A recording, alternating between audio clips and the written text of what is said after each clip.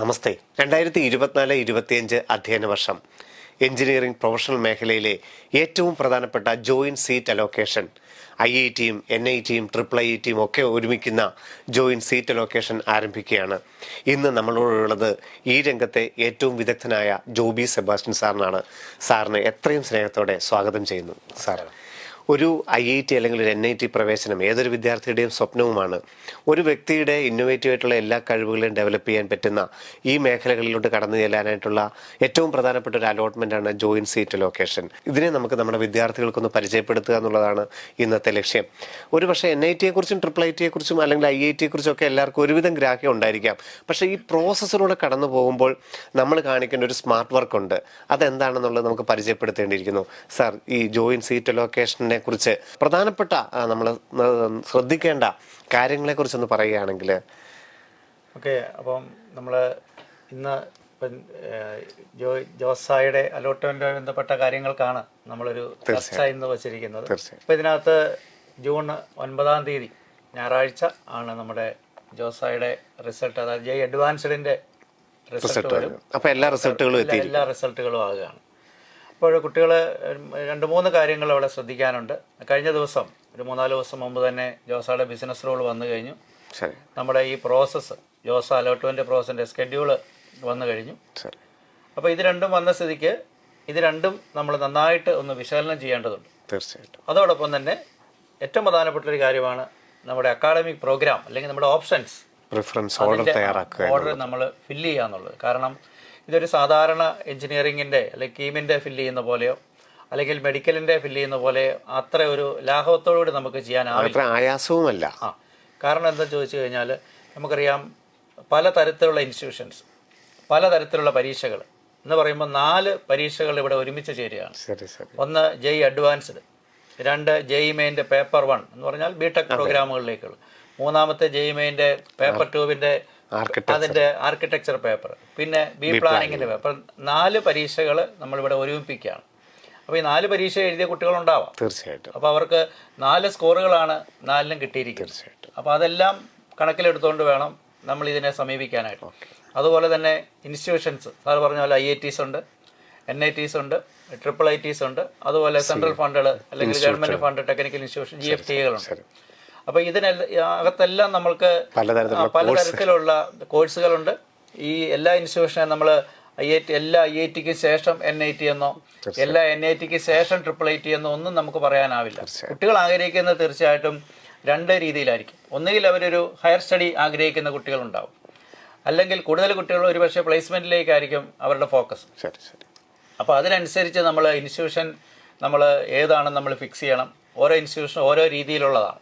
ചില ഇൻസ്റ്റിറ്റ്യൂഷൻസ് ടെക്നിക്കലായിട്ടുള്ള അല്ലെങ്കിൽ IT related ആയിട്ടുള്ള കാര്യങ്ങൾക്ക് മാത്രം ഇമ്പോർട്ടൻസ് കൊടുക്കുന്നുണ്ട്. ചിലതൊരു കോളേജ് കൾച്ചർ കീപ്പ് ചെയ്തുകൊണ്ട് പോകുന്നുണ്ട്. ചില ഇൻസ്റ്റിറ്റ്യൂഷൻസ് എക്സ്പോഷർ വൈസ് വളരെ ബെറ്ററാണ്. പല കാര്യങ്ങളും അവിടെ ശ്രദ്ധിക്കാനുണ്ട്. അതുപോലെ ബ്രാഞ്ചുകളിലേക്ക് വരുമ്പോഴാണ് കുട്ടികൾ ഏറ്റവും കൂടുതൽ അവർക്ക് ടെൻഷൻ അല്ലെങ്കിൽ സ്ട്രെസ് ഉണ്ടാകുന്നത്. കാരണം നമ്മുടെ പല ബ്രാഞ്ചുകൾ, നമ്മൾ ഒരു കാലത്ത് എവർഗ്രീൻ ബ്രാഞ്ച് എന്ന് പറഞ്ഞ മെക്കാനിക്കൽ ഇടയ്ക്ക് ഡൗൺ ആകുന്നു. പിന്നെ അതിനുശേഷം EC ഒരു 7 വർഷം മുമ്പ് അല്ലെങ്കിൽ 8 വർഷം മുമ്പ് EC ആയിരുന്നു ഏറ്റവും കൂടുതൽ കുട്ടികൾ ഓപ്റ്റ് ചെയ്തതിന്. അതിനുശേഷം കമ്പ്യൂട്ടർ സയൻസിലേക്ക് എത്തി. ഇപ്പോൾ വീണ്ടും കൺഫ്യൂഷൻ ഉണ്ട്. കമ്പ്യൂട്ടർ സയൻസിന്റെ ആ ഒരു സാധ്യത കുറയുന്നുണ്ടോ എന്നൊരു സംശയങ്ങളുണ്ട്. അപ്പോൾ ഈ ബ്രാഞ്ചുകളോടൊപ്പം തന്നെ ഇൻസ്റ്റിറ്റ്യൂഷൻസ് വളരെ പ്രധാനപ്പെട്ടതാണ്. കാരണം ഈ ഒരു കാലഘട്ടത്തിൽ ഇൻസ്റ്റിറ്റ്യൂഷൻ കൊടുക്കുന്ന എക്സ്പോഷറാണ് ഒരുപക്ഷെ ബ്രാഞ്ചുകളെക്കാളും ശ്രദ്ധിക്കേണ്ടത്. തീർച്ചയായിട്ടും. പഠിക്കുന്ന കുട്ടികൾ എപ്പോഴും പറയുന്ന ഏറ്റവും പ്രധാനപ്പെട്ട പോയിന്റാണ് ജോബി സാർ പറഞ്ഞത്. കാരണം നമ്മൾ നിങ്ങൾ ഈ അലോട്ട്മെന്റിലോട്ട് കയറുമ്പോൾ നിങ്ങളുടെ ഒക്കെ മനസ്സിൽ കിടക്കുന്ന ആഗ്രഹം ഒന്നുകിൽ കമ്പ്യൂട്ടർ സയൻസ് അല്ലെങ്കിൽ ഇലക്ട്രോണിക്സ് എന്നൊക്കെ. പക്ഷേ അവിടെ ഒരു 3rd ഇയർ അല്ലെ 4th ഇയർ പഠിക്കുന്ന ഒരു കുട്ടിയോട് ചോദിക്കൂ, അല്ലേ, ഒരു IITയിൽ അല്ലെങ്കിൽ ഒരു NITയിൽ പഠിക്കുന്ന കുട്ടിയോട് ഇവിടെ നടക്കുന്നത് കമ്പ്യൂട്ടർ സയൻസ് ആണോ അല്ലെ ഇലക്ട്രിക്കലാണോ ഇലക്ട്രോണിക്സ് ചോദിച്ചാൽ ആ കുട്ടികൾ പറയും ഇവിടെ വന്നു കഴിഞ്ഞാൽ അങ്ങനെയല്ല, ബ്രാഞ്ചുകൾക്കല്ല പ്രാധാന്യം, ഇവിടുത്തേട്ടായിട്ടൊരു കൾച്ചറിൽ ഇവിടുത്തെ ഒരു ബ്രാൻഡിങ് ഉണ്ട്, അതിലാണ് ഞങ്ങൾ ഡെവലപ്പ് ചെയ്തത്. അത് ഞങ്ങൾക്ക് ഏത് മേഖലയിലും ഏത് ബ്രാഞ്ചാണെങ്കിലും ഏത് മേഖലയിലും ഡെവലപ്പ് ചെയ്യാൻ പറ്റിയ ഒരു അറ്റ്മോസ്ഫിയറാണ് ഇവിടെ ഉള്ളത്. അപ്പം അതിലൊക്കെ ഏറ്റവും പ്രധാനപ്പെട്ടതാണ് ഇനി നമ്മൾ ചർച്ച ചെയ്യാൻ പോകുന്ന ഈ മേഖലകൾ. അപ്പോൾ ആദ്യം ഈ പറഞ്ഞതുപോലെ തന്നെ ബിസിനസ് റൂളിനെ കുറിച്ച് കൃത്യമായി മനസ്സിലാക്കുക. കാരണം നമ്മുടെ സർട്ടിഫിക്കറ്റുകൾ ഏതൊക്കെ രീതിയിലാണ്, ഫീസ് സ്ട്രക്ചറുകൾ, ഇതിനെ എങ്ങനെ അഭിമുഖീകരിക്കണം. രണ്ടാമതായിട്ട് ജോസയുടെ ഷെഡ്യൂൾ കാരണം 6 ഓൺലൈൻ അലോട്ട്മെൻറ്റുകളാണുള്ളത്. അതിനകത്ത് പലതരത്തിലുള്ള വേർഡുകളുണ്ട്. നമ്മൾ ആദ്യമായിട്ടാണ് ഈ ഒരു തരത്തിലുള്ള ഒരു അലോട്ട്മെൻറ്റിന് എന്നെ കേട്ടുകൊണ്ടിരിക്കുന്ന ഭൂരിഭാഗം പേരും സമീപിക്കുന്നത്. വളരെ കുറച്ച് പേരെ ഉണ്ടായിട്ടുള്ളൂ കഴിഞ്ഞ വർഷം ഇതിനെ കൊടുത്തവർ. അപ്പം അതിൽ നമ്മൾ ശ്രദ്ധിക്കേണ്ട കാര്യങ്ങൾ എന്തുള്ളതാണ് ആദ്യം ചെയ്യുന്നത്. അപ്പം അതിനോടൊപ്പം തന്നെ ഏറ്റവും നിങ്ങളുടെ ഒരു പ്രധാനപ്പെട്ട കാര്യമാണ് പ്രിഫറൻസ് ഓർഡർ. ഇതിനകത്ത് ലോഗിൻ ചെയ്തിട്ട് നിങ്ങൾ പ്രിഫറൻസ് ഓർഡർ കൊടുക്കാൻ ശ്രമിച്ചാൽ ഒരു പക്ഷേ നിങ്ങൾ ആകെ കൺഫ്യൂഷനായി മാറും. ആദ്യം സാറ് പറഞ്ഞ എല്ലാ കാര്യങ്ങളെയും വ്യക്തമാക്കി മനസ്സിലാക്കി നിങ്ങൾ തന്നെ ഒരു ഐഡിയ ക്രിയേറ്റ് ചെയ്യുക, ഒരു പ്രിഫറൻസ് ഓർഡർ തയ്യാറാക്കുക. പേപ്പർ എടുത്ത് കൃത്യമായിട്ട് നമ്പർ, നമ്മൾ ഏറ്റവും പ്രിഫറൻസ് കൊടുക്കുന്ന നമ്പർ 1 ഓപ്ഷൻ ഏതാണെന്ന് മുതൽ ഏറ്റവും അവസാനം നമ്മൾ പോകാൻ താല്പര്യമുള്ളത് മാത്രമേ ഉണ്ടാകാവുള്ളൂ. അവിടെ വരെ കൃത്യമായിട്ടൊരു പേപ്പറിൽ നമ്മൾ എഴുതണം. വളരെ ശ്രദ്ധിച്ച് വേണം. കാരണം പല ആവർത്തി നമ്മൾ റിപ്പീറ്റ് ചെയ്യേണ്ടി ശ്രദ്ധിക്കേണ്ടതുണ്ട്. കാരണം ഒരു ഉദാഹരണം പറഞ്ഞു, ഇപ്പോൾ ജെഇ മെയിന് 8000 റാങ്ക് വന്നൊരു കുട്ടി, അവന് ജെഇ അഡ്വാൻസ്ഡിന് 7500 കിട്ടി. ശരി ശരി, വലിയ വ്യത്യാസം റാങ്ക് തമ്മിൽ. അങ്ങനെ വരുമ്പോൾ ഒരു NITക്ക് ശേഷം ചിലപ്പോൾ ഒരു IIT ആയിരിക്കും അവന് പ്രിഫറൻസ് ഓർഡർ വരുന്നത്. വീണ്ടും അതിന് ശേഷം NIT ആയിരിക്കും. ഒരു IIT അലോട്ട് ചെയ്യുന്നത് ജെഇ മെയിൻ സ്കോറിന്റെ ബേസിലാണ്. പിന്നെ IIT അലോട്ട് ചെയ്യുന്നത് ജെഇ അഡ്വാൻസ്ഡ് സ്കോറിന്റെ ബേസിലാണ്. അപ്പൊ വീണ്ടും NIT ആയിരിക്കും കൊടുക്കുന്നത്. അപ്പൊ ഇതെല്ലാം വളരെ കൃത്യമായിട്ട് പ്ലാൻ ചെയ്ത് അല്പം സമയം എടുത്ത് തന്നെ വേണം. കാരണം ഏറ്റവും പ്രധാനം പ്രിഫറൻസ് ഓർഡർ തയ്യാറാക്കുന്നതിൽ തന്നെയാണ്, അതിനൊരു സംശയവും വേണ്ട. പക്ഷെ അത് നിങ്ങൾ ദയവായിട്ട് ലോഗിൻ ചെയ്തിട്ട് ഞാൻ ചെയ്യാമെന്ന് ശ്രമിച്ചു കഴിഞ്ഞാൽ 120ഓളം സ്ഥാപനങ്ങൾ, ഏതാണ്ട് 56,000ഓളം സീറ്റുകൾ അല്ലേ? അതെ. അപ്പം ഇതിനകത്ത് നിങ്ങൾക്ക് ഈ ഒരു IIT എടുക്കുമ്പോൾ തന്നെ നമുക്ക് അവിടെ പലതരത്തിലുള്ള പ്രോഗ്രാമുകൾ കയറി വരും. NIT എടുക്കുമ്പോഴും അതുപോലെ നമ്മൾ ഈ കോമൺ കോർ സബ്ജക്റ്റുകളെക്കാളും കൂടുതലായിട്ട് നിങ്ങൾ കേട്ടിരിക്കുന്ന ധാരാളം സബ്ജക്റ്റുകൾ വരും. അപ്പോൾ ഇവിടെ വരുമ്പോഴത്തേക്ക് നിങ്ങൾക്ക് ആകെ സംശയം, ഒരു 50 ഓപ്ഷനൊക്കെ കൊടുക്കുമ്പോഴത്തേക്ക് ആകെ നമ്മുടെ ലെവൽ വിട്ടുപോകും. നമ്മുടെ മനസ്സിൽ നിൽക്കില്ല നമ്മൾ എങ്ങോട്ടായി പോകുന്നതെന്ന്. അതുകൊണ്ട് ദയവായിട്ട് ഇതിനകത്തോട്ട് നാളെ നിങ്ങൾ കയറുന്നതിന് മുമ്പ് നിങ്ങൾക്ക് എന്താണ് വേണ്ടത്, നിങ്ങളുടെ റാങ്കിനനുസരിച്ചുള്ള സാഹചര്യങ്ങൾ എന്താണ്, ഏത് കോളേജുകളിലായിരിക്കാം പഠിക്കേണ്ടതിനെ കുറിച്ചൊക്കെ ഒരു റഫ് വർക്ക് നിർബന്ധമായിട്ട് തയ്യാറാക്കിയിരിക്കണം. ഇന്ന് നമുക്ക് ഈ സ്കെഡ്യൂൾ കാര്യങ്ങളൊന്ന് തീർച്ചയായിട്ടും പിന്നെ കുട്ടികൾ തൽക്കാലം അവരുടെ ഒരു അക്കാഡമിക് പ്രോഗ്രാം അല്ലെങ്കിൽ ഓപ്ഷൻ നിങ്ങളൊന്ന് തയ്യാറാക്കുക, പേപ്പറിലൊന്ന് തയ്യാറാക്കട്ടെ. അതിനുശേഷം ജോബി സാർ വീണ്ടും നാളെ വന്നിട്ട് ഓപ്ഷൻ കൊടുക്കുമ്പോൾ നമ്മൾ ശ്രദ്ധിക്കേണ്ട കാര്യം, അല്ലെങ്കിൽ ഏതിനായിരിക്കും പ്രാധാന്യം കൊടുക്കുന്നത്, ഒരു NIT കെമിക്കലിനേക്കാളും ഒരു ഏതെങ്കിലും ഒരു IITക്ക് കൊടുക്കേണ്ടതായിട്ടുണ്ടോ, അങ്ങനെയുള്ള കാര്യങ്ങൾ തീർച്ചയായിട്ടും ഓപ്ഷന് കൊടുക്കേണ്ട. അകത്ത് നമ്മൾ ലോഗിൻ ചെയ്തിട്ട് ഓപ്ഷൻ കൊടുക്കുമ്പോൾ ശ്രദ്ധിക്കേണ്ട കാര്യങ്ങളെക്കുറിച്ച് തീർച്ചയായിട്ടും നമുക്ക് മറ്റൊരു വീഡിയോ ഞങ്ങൾ ഉടൻ തന്നെ അപ്ലോഡ് ചെയ്യുന്നുണ്ട്. ഇന്ന് നമ്മൾ ഈ ഷെഡ്യൂളിനെ നിങ്ങൾക്ക് പരിചയപ്പെടുത്തുക എന്നുള്ളതാണ് ഇന്ന് ഞങ്ങൾ ചെയ്യാൻ പോകുന്നത്. അപ്പം സർ, ഇതാണ് ജോസായുടെ ഷെഡ്യൂൾ. ഇതിനെ ഒരു 1 by 1 ആയിട്ടൊന്ന് കുട്ടികൾക്കൊന്ന് പരിചയപ്പെടുത്തി കൊടുക്കാമോ? അപ്പോൾ നമ്മുടെ ജൂൺ 9 റിസൾട്ട് അനൗൺസ്മെന്റ് ആണ്. തീർച്ചയായിട്ടും 10-ാം തീയതി തിങ്കളാഴ്ച 10-ാം തീയതി വൈകിട്ട് 5 മണിക്ക് രജിസ്ട്രേഷൻ ആരംഭിക്കും. ഓക്കെ. അപ്പോൾ ഇതുവരെയുള്ള ഈ ഒരു ടൈം, ജൂൺ 9-ാം തീയതി റിസൾട്ട് വരുന്നു, 10-ാം തീയതി വരെയുള്ള സമയം തീർച്ചയായിട്ടും നമുക്ക് ഈ ഓപ്ഷൻ നമ്മുടെ തന്നെ ഒരു പേപ്പർ വർക്കിന്റെ സമയത്തിന് വേണ്ടി നമുക്ക് ഉപയോഗിക്കാം. ഓക്കെ. വന്നു കഴിയുമ്പോൾ ആദ്യം പറയുന്ന ഒരു candidate registration choice filling. Registration കഴിഞ്ഞാൽ ഉടൻ തന്നെ ചോയ്സ് ഫില്ലിംഗ് ആരംഭിക്കുകയാണ്. അപ്പോൾ ഇവിടെ ഒരു കാര്യമുണ്ട്, AIT, അതായത് നമ്മുടെ ഖരഗ്പൂർ IITയിലും റൂർക്കി IITയിലും ഒക്കെ ആർക്കിടെക്ചർ പ്രോഗ്രാം, IITകളുള്ള ആർക്കിടെക്ചർ പ്രോഗ്രാമിന് വേണ്ടിയുള്ള ആർക്കിടെക്ചർ ആപ്റ്റിറ്റ്യൂഡ് ടെസ്റ്റാണ് AITക്ക് എലിജിബിൾ ആയിട്ടുള്ളവർ ജെഇ അഡ്വാൻസ്ഡ് ക്വാളിഫൈ ചെയ്തവരാണ്. ജെഇ അഡ്വാൻസ്ഡ് റിസൾട്ട് വരുന്നതിൽ ക്വാളിഫൈ ചെയ്യുന്നതിൽ ആർക്കിടെക്ചർ മേഖലയോട് താല്പര്യമുള്ളവർക്കുള്ള ഒരു ആപ്റ്റിറ്റ്യൂഡ് ടെസ്റ്റാണ് AIT.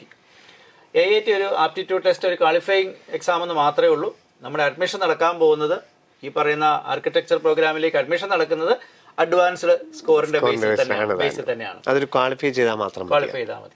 അപ്പൊ അതിന്റെ AITയുടെ ചോയ്സ് സ്റ്റാർട്ട് ചെയ്യുന്നത് ജൂൺ 14. അതെ. അപ്പം ഈ ആദ്യത്തെ നിന്ന് നിങ്ങൾക്ക് മനസ്സിലാകേണ്ടത്, IITകളിൽ ആർക്കിടെക്ചർ പഠനമാണെന്നുണ്ടെങ്കിൽ നമ്മൾ AIT ക്വാളിഫൈ ചെയ്യേണ്ടതായിട്ടുണ്ട്. അതുകൊണ്ട് തന്നെ നിങ്ങൾക്ക് IITകളിലെ ആർക്കിടെക്ചറിന്റെ ചോയ്സ് കൊടുക്കാനായിട്ട് 14-ാം തീയതിക്ക് ശേഷം മാത്രമേ പറ്റുള്ളൂ എന്നുള്ളത് ഇത് നിങ്ങൾ മനസ്സിലാക്കുക. 14-നേ വരുള്ളൂ. നമുക്ക് ബാക്കിയുള്ളവർക്ക് ഈ 10-ാം തീയതി ചോയ്സുകൾ 5 മണിക്ക് തൊട്ട് സ്റ്റാർട്ട് ചെയ്യാം. രജിസ്ട്രേഷൻ പ്രോസസ് AIT എഴുതേണ്ടവർ പെട്ടെന്ന് അവർക്ക് പെട്ടെന്ന് അപ്ലൈ ചെയ്യണം, പെട്ടെന്ന് പരീക്ഷ എല്ലാം വളരെ അത് പെട്ടെന്ന്. ഓൺലൈൻ എക്സാം ആണ്. അതെ, ഓക്കെ, വളരെ പെട്ടെന്നായിരിക്കും. സെൻട്രൽ ചെന്നിട്ടുള്ള ഓൺലൈൻ എക്സാം തന്നെയാണ്. ചെന്നിട്ടുള്ള ഓക്കെ ഓക്കെ. അപ്പം ആർക്കിടെക്ചർ അഭിരുചി പരീക്ഷ IIT-കളിൽ നിങ്ങൾ ആർക്കിടെക്ചർ ആയിട്ട് താല്പര്യം ഉണ്ടെങ്കിൽ ഇന്ന് വന്നിരിക്കുന്ന റിസൾട്ടിനകത്ത് നിങ്ങൾ JEE അഡ്വാൻസ്ഡ് ക്വാളിഫൈ ചെയ്തിട്ടുണ്ട്, നല്ല റാങ്ക് ഉണ്ടെന്നുണ്ടെങ്കിൽ നിങ്ങൾക്ക് AIT-ക്ക് വേണ്ടിയിട്ട് ഇന്നോ നാളെയോ തന്നെ അതിൻ്റെ ഓൺലൈൻ ആപ്ലിക്കേഷൻ ചെയ്യുകയും പരീക്ഷയ്ക്ക് വേണ്ടിയിട്ട് തയ്യാറെടുക്കുകയും ചെയ്യണം. സർ, ഇനി pre payment of Jose seat acceptance fees starts എന്ന് പറഞ്ഞാൽ എന്താണ്? രജിസ്ട്രേഷൻ ഫീസ് ഉണ്ടോ? രജിസ്ട്രേഷൻ ഫീസ് ഇല്ല. ഓക്കെ, രജിസ്ട്രേഷൻ ഫീസ് ഇല്ല. നമുക്ക് അടുത്ത ലെവലിൽ, നെക്സ്റ്റ് ലെവലിൽ നമുക്കൊരു സീറ്റ് കിട്ടിക്കഴിയുമ്പോൾ അക്സെപ്റ്റൻസ് ഫീ ഉണ്ട്. പലപ്പോഴും നമുക്കറിയാം സൈറ്റിന്റെ പ്രശ്നം കൊണ്ടൊക്കെ ഈ നമ്മള് കാര്യം ഫീ പേ ചെയ്തെങ്കിലും അത് സക്സസ് ആയിക്കൊള്ളുന്ന നിർബന്ധമില്ല. അതുകൊണ്ട് വേണമെങ്കിൽ നേരത്തെ സ്റ്റാർട്ട് ചെയ്യാം. അത് ഒരു റിക്വയർമെന്റ് അല്ല. ശരി ശരി. ചെയ്യാവുന്ന. അപ്പൊ ഇതിനെക്കുറിച്ച് കൃത്യമായിട്ട് നിങ്ങൾക്ക് മനസ്സിലാകണം. കാരണം pre payment of Jose seat acceptance fees starts എന്ന് പറഞ്ഞു കഴിഞ്ഞാൽ 6 ഓൺലൈൻ അലോട്ട്മെന്റിൽ JEE മെയിൻ NIT-കളാണെങ്കിലും IIT ആണെങ്കിലും IIT ആണെങ്കിലും ആ അലോട്ട്മെന്റ് വരുന്ന അന്നും പിറ്റേ ദിവസവും 2 ദിവസമാണ് സമയം അല്ലേ നമ്മുടെ സർട്ടിഫിക്കറ്റ്. ഈ വർഷം അത് കൂടാതെ നമുക്ക് എന്തെങ്കിലും കാരണവശാൽ അത് ഫെയിലിയർ ആയാൽ അതിനുവേണ്ടി തന്നെ ഒരു റിസർവ് ഡേയും കൂടി ഇട്ടിട്ടുണ്ട്. അപ്പൊ ആ സീറ്റ് അലോക്കേഷൻ വരുമ്പോൾ നമ്മുടെ സർട്ടിഫിക്കറ്റുകൾ അപ്ലോഡ് ചെയ്തതിന് ശേഷം ആണ് നമ്മൾ പേയ്മെന്റ് അടയ്ക്കേണ്ടത്. പക്ഷേ 2-3 ദിവസം വരികയും നമുക്കറിയാമല്ലോ നെറ്റിന്റെ ഇതും ഒരുമിച്ച് ഒരു സെർവറിൽ കയറുമ്പോഴൊക്കെയുള്ള സാങ്കേതികത്വം കൊണ്ട് ആ ഫീസ് അടച്ചില്ല എന്നുള്ള കാരണത്താൽ ചില കുട്ടികൾക്കെങ്കിലും സീറ്റ് നഷ്ടപ്പെടാറുണ്ട്. അങ്ങനെ ഒരു പ്രശ്നം ഉണ്ടാകാതിരിക്കാനായിട്ട് വേണമെങ്കിൽ നേരത്തെ ഫീസ് അടച്ചിടാം. പക്ഷെ അത് വളരെ ഈ വർഷം തുടങ്ങിയ അതിന്റെ ആവശ്യം നമുക്ക് അതാ പറഞ്ഞത്, അത് വളരെ മൈന്യൂട്ടായിട്ട് സംഭവിക്കുന്ന ഒരു കാര്യമാണ്. നമുക്ക് നെറ്റ് കാര്യങ്ങളൊക്കെ വളരെ എല്ലാ ഏരിയയിലും നല്ല രീതിയിൽ അവൈലബിൾ ആണ്. എല്ലാവർക്കും തന്നെ നെറ്റ് ബാങ്ക് കാര്യങ്ങളൊക്കെ ഉണ്ട്. കാരണം credit card, debit card, UPI payment എല്ലാം നമ്മൾ ഇപ്പൊ അവൈലബിൾ ആണ്. സക്സസ് ആയോ എന്ന് അറിയാനുള്ള മാർഗങ്ങളുണ്ട്. അതുകൊണ്ട് ഇതിന് വലിയൊരു നിങ്ങൾ പ്രാധാന്യം കൊടുക്കേണ്ടതായിട്ടില്ല. പക്ഷെ അത് ഇതാണെന്നുള്ളത് മാത്രം. എത്രയാ സാറേ ഇപ്പം ഒരു NIT ആണെങ്കിൽ നമ്മള് OBC-യും ജനറലും 35,000 രൂപയാണ്. ഓക്കെ, IIT ആണെങ്കിൽ NIT ആണെങ്കിൽ പിന്നെ ബാക്കിയുള്ള കാറ്റഗറി SC ST PWD വരുമ്പോൾ അതിന്റെ പകുതി 17,500. ഓക്കെ. അപ്പം ഈ 6 അലോട്ട്മെന്റുകളിൽ നിങ്ങൾ പൈസ കരുതി വെക്കേണ്ടത് 35,000 രൂപയാണ് ജനറൽ വിഭാഗങ്ങൾ സീറ്റ് അക്സെപ്റ്റൻസ് ഫീസായിട്ട് കരുതി വെക്കേണ്ടത്. അത് ഓൺലൈനായിട്ട് തന്നെ പേ ചെയ്യണം. അതുപോലെ തന്നെ SC ST വിഭാഗങ്ങളാണെങ്കിൽ OBC അതിനകത്ത് വരുമോ? OBC ജനറലിന്റെ കൂട്ടത്തിൽ വരും. SC ST വിഭാഗമാണെങ്കിൽ കുറഞ്ഞ 17,500 നിങ്ങൾ അടയ്ക്കേണ്ടതെന്നുള്ളത് അത് നിങ്ങൾ കരുതി വെക്കുക. അലോട്ട്മെന്റ് വന്ന് സർട്ടിഫിക്കറ്റുകൾ അപ്ലോഡ് ചെയ്ത് കഴിഞ്ഞാൽ തന്നെ നിങ്ങൾക്ക് സീറ്റ് അക്സെപ്റ്റൻസ് ഫീസ് അടയ്ക്കാനായിട്ട് സാധിക്കും. അപ്പം ഈ കോളം കൃത്യമായല്ലോ. ഈ കോളം കഴിഞ്ഞ് ഇനിയുള്ളത് സാറ്റർഡേ ജൂൺ 15 അപ്പോൾ അത് ഫസ്റ്റ് മോക്കാണ്. അപ്പോൾ നമ്മൾ ഈ പറയുന്ന 10-ാം തീയതി മുതൽ 14-ാം തീയതി വരെയുള്ള ഒരു സമയം കൊണ്ട് നമ്മുടെ അക്കാഡമിക് പ്രോഗ്രാം, അതായത് നമ്മുടെ ഓപ്ഷൻസ്, ഒരു ഇൻസ്റ്റിറ്റ്യൂട്ടിന്റെ പേരും അവിടുത്തെ ഒരു ബ്രാഞ്ചും കൂടെ ഉൾപ്പെടുന്നതാണ് നമ്മുടെ പ്രോഗ്രാം എന്ന് പറയുന്നത്. അത് നമ്മൾ ഫില്ല് ചെയ്ത് നമ്മുടെ ഒരു ഓർഡറിൽ, പ്രിഫറൻസ് ഓർഡറിൽ നമ്മൾ ഫില്ല് ചെയ്ത് നമുക്ക് അടുത്ത ദിവസം അപ്പൊ അത് ഫില്ല് ചെയ്ത് നമ്മൾ റെഡി ആക്കിയിട്ടുണ്ട്. അപ്പൊ കഴിയുമെങ്കിൽ നിങ്ങൾ എല്ലാവരും 14-ാം തീയതിക്ക് 14-ാം തീയതി ഉൾപ്പെടെക്കുള്ളിലെങ്കിലും ആദ്യത്തെ ഒരു ചോയ്സ് തയ്യാറാക്കണം. നമ്മുടെ സാധ്യതയൊക്കെ അവിടെ നിൽക്കട്ടെ.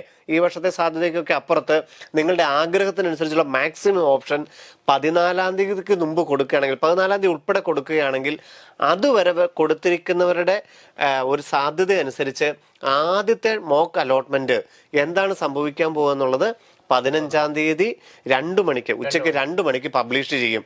അത് കഴിഞ്ഞിട്ടൊക്കെ നമുക്ക് റീഅറേഞ്ച് ചെയ്യാം. പക്ഷെ ആദ്യത്തെ സാധ്യത വരുന്നത് ജൂൺ 15 2 മണിക്കാണ്. ഇത് നമുക്ക് കിട്ടാൻ പോകുന്ന സീറ്റുമായിട്ട് ബന്ധം ഉണ്ടാകാതിരിക്കുക, അതൊന്നും നമ്മൾ ശ്രദ്ധിക്കേണ്ട കാര്യമില്ല. നമ്മൾ കൊടുത്തത് ശരിയാണോ, കൊടുത്തത് ശരിയാണോ, എവിടെ കിട്ടാനാണ് സാധ്യത, അങ്ങനെയുള്ള കുറെ അധികം കാര്യങ്ങൾ നമുക്ക് എല്ലാവർക്കും അതിനുശേഷം ഇത് മാറ്റാം. അപ്പം 100% ഇത് കിട്ടുക എന്നുള്ളതല്ല. പക്ഷെ നമുക്ക് 90% സാധ്യത തിരിച്ചറിയാനും നമ്മളുടെ രീതി, നമുക്ക് താഴോട്ടുള്ള എല്ലാം ക്യാൻസലായി. ഇപ്പം നമ്മൾ 40 ഓപ്ഷൻ കൊടുത്തിട്ടുണ്ടെങ്കിൽ നിങ്ങൾക്ക് 20-ാമത്തെ കിട്ടുന്നെങ്കിൽ 21 മുതൽ 40 വരെയുള്ളത് ക്യാൻസലായി പോകും. എവിടെ? ഫസ്റ്റ് അലോട്ട്മെന്റിൽ. അപ്പം അങ്ങനെയുള്ളതിനകത്തൊക്കെ ആ ക്യാൻസലായി പോകുന്നതിൽ എനിക്ക് പ്രിഫറൻസ് ഓർഡറിൽ ഉള്ളതുണ്ടോ എന്നൊക്കെ അറിയണമെങ്കിൽ അതൊരു സാധ്യത മനസ്സിലാക്കാൻ നിങ്ങൾക്ക് 15-ാം തീയതി 2 മണിക്ക് സാധിക്കും. 14-ാം തീയതി രാത്രി 8 മണിക്ക് മുമ്പ് ഓപ്ഷൻ കൊടുത്തവരെല്ലാം അതുവരെ കൊടുത്തിരിക്കുന്ന ഓപ്ഷൻ പരിഗണിച്ചുകൊണ്ട് 2 മണിക്ക് വരും. പിന്നെ നമ്മൾ അടുത്ത ഡേറ്റ് കിടക്കുന്നത് മൺഡേ 17 ജൂണാണ്. അതെ, അത് നമ്മുടെ രണ്ടാമത്തെ ഒരു തവണയും കൂടെ. സാധാരണ വേറൊരു അലോട്ട്മെന്റ് പ്രോസസ്സിൽ ഇങ്ങനെ 2 തവണ മോക്ക് കൊടുക്കാറില്ല. അപ്പൊ ഇത് എത്ര tedious ആയിട്ടുള്ള പ്രോസസ് ആയതുകൊണ്ടായിരിക്കാം ഒരു പക്ഷേ 2 തവണ, അത് നേരത്തെ കൊടുക്കുന്നുണ്ടായിരുന്നു, 2 തവണ കൊടുത്തിരിക്കുന്നത്. അപ്പൊ അവിടെ നിങ്ങൾ ഓർക്കുക, ഈ 14-ാം തീയതിക്ക് ശേഷവും നിങ്ങൾക്ക് റീഅറേഞ്ച് ചെയ്യാം. അങ്ങനെ 17-ാം തീയതി, അതായത് 16-ാം തീയതി അല്ലെ, 16-ാം തീയതി വൈകുന്നേരം 5 മണി വരെ കൊടുത്തിരിക്കുന്ന ചോയ്സ് അനുസരിച്ച് വീണ്ടും ഒരു ട്രയൽ അലോട്ട്മെന്റ് വരും. അതോടുകൂടി ഏതാണ്ട് 95% നമ്മുടെ സാധ്യതകൾ മനസ്സിലാക്കാൻ സാധിക്കും. കാരണം എല്ലാവരും തന്നെ അവർ റീഅറേഞ്ച്മെന്റും കഴിഞ്ഞു. ഇതായിരിക്കാം ഈ 17-ാം തീയതി ഉച്ചയ്ക്ക് 12:30 വരുന്നതോടുകൂടി അതിൻ്റെ 95% നമുക്ക് സാധ്യത അറിയാൻ പറ്റും. അതിനുശേഷവും റീഅറേഞ്ച് ചെയ്യാം. എന്നാൽ പോലും ഈ വർഷത്തെ നമ്മുടെ സാധ്യതയെക്കുറിച്ച് ഏകദേശം നമുക്ക് അറിയാനായിട്ട് സാധിക്കും. അതുപോലെ സാർ, ഇവിടെ നമുക്കൊരു candidates can lock their choices, അതെന്താണ് സാർ? കാൻഡിഡേറ്റ്സിനെ ലോക്ക് ചെയ്യാന്ന് പറഞ്ഞാൽ നമ്മളിപ്പോൾ 17-ാം തീയതി രണ്ടാമത്തെ മോക്ക് കഴിഞ്ഞു. അപ്പൊ മോക്ക് കഴിഞ്ഞപ്പോൾ നമുക്ക് വേണമെങ്കിൽ റീഅറേഞ്ച് ചെയ്യാം. ഇല്ലെങ്കിൽ എനിക്ക് ഈ ഞാൻ ഉദ്ദേശിച്ച ഇത് തന്നെ ആയിരുന്നു, അത് തന്നെ കിട്ടിയിട്ടുണ്ട്.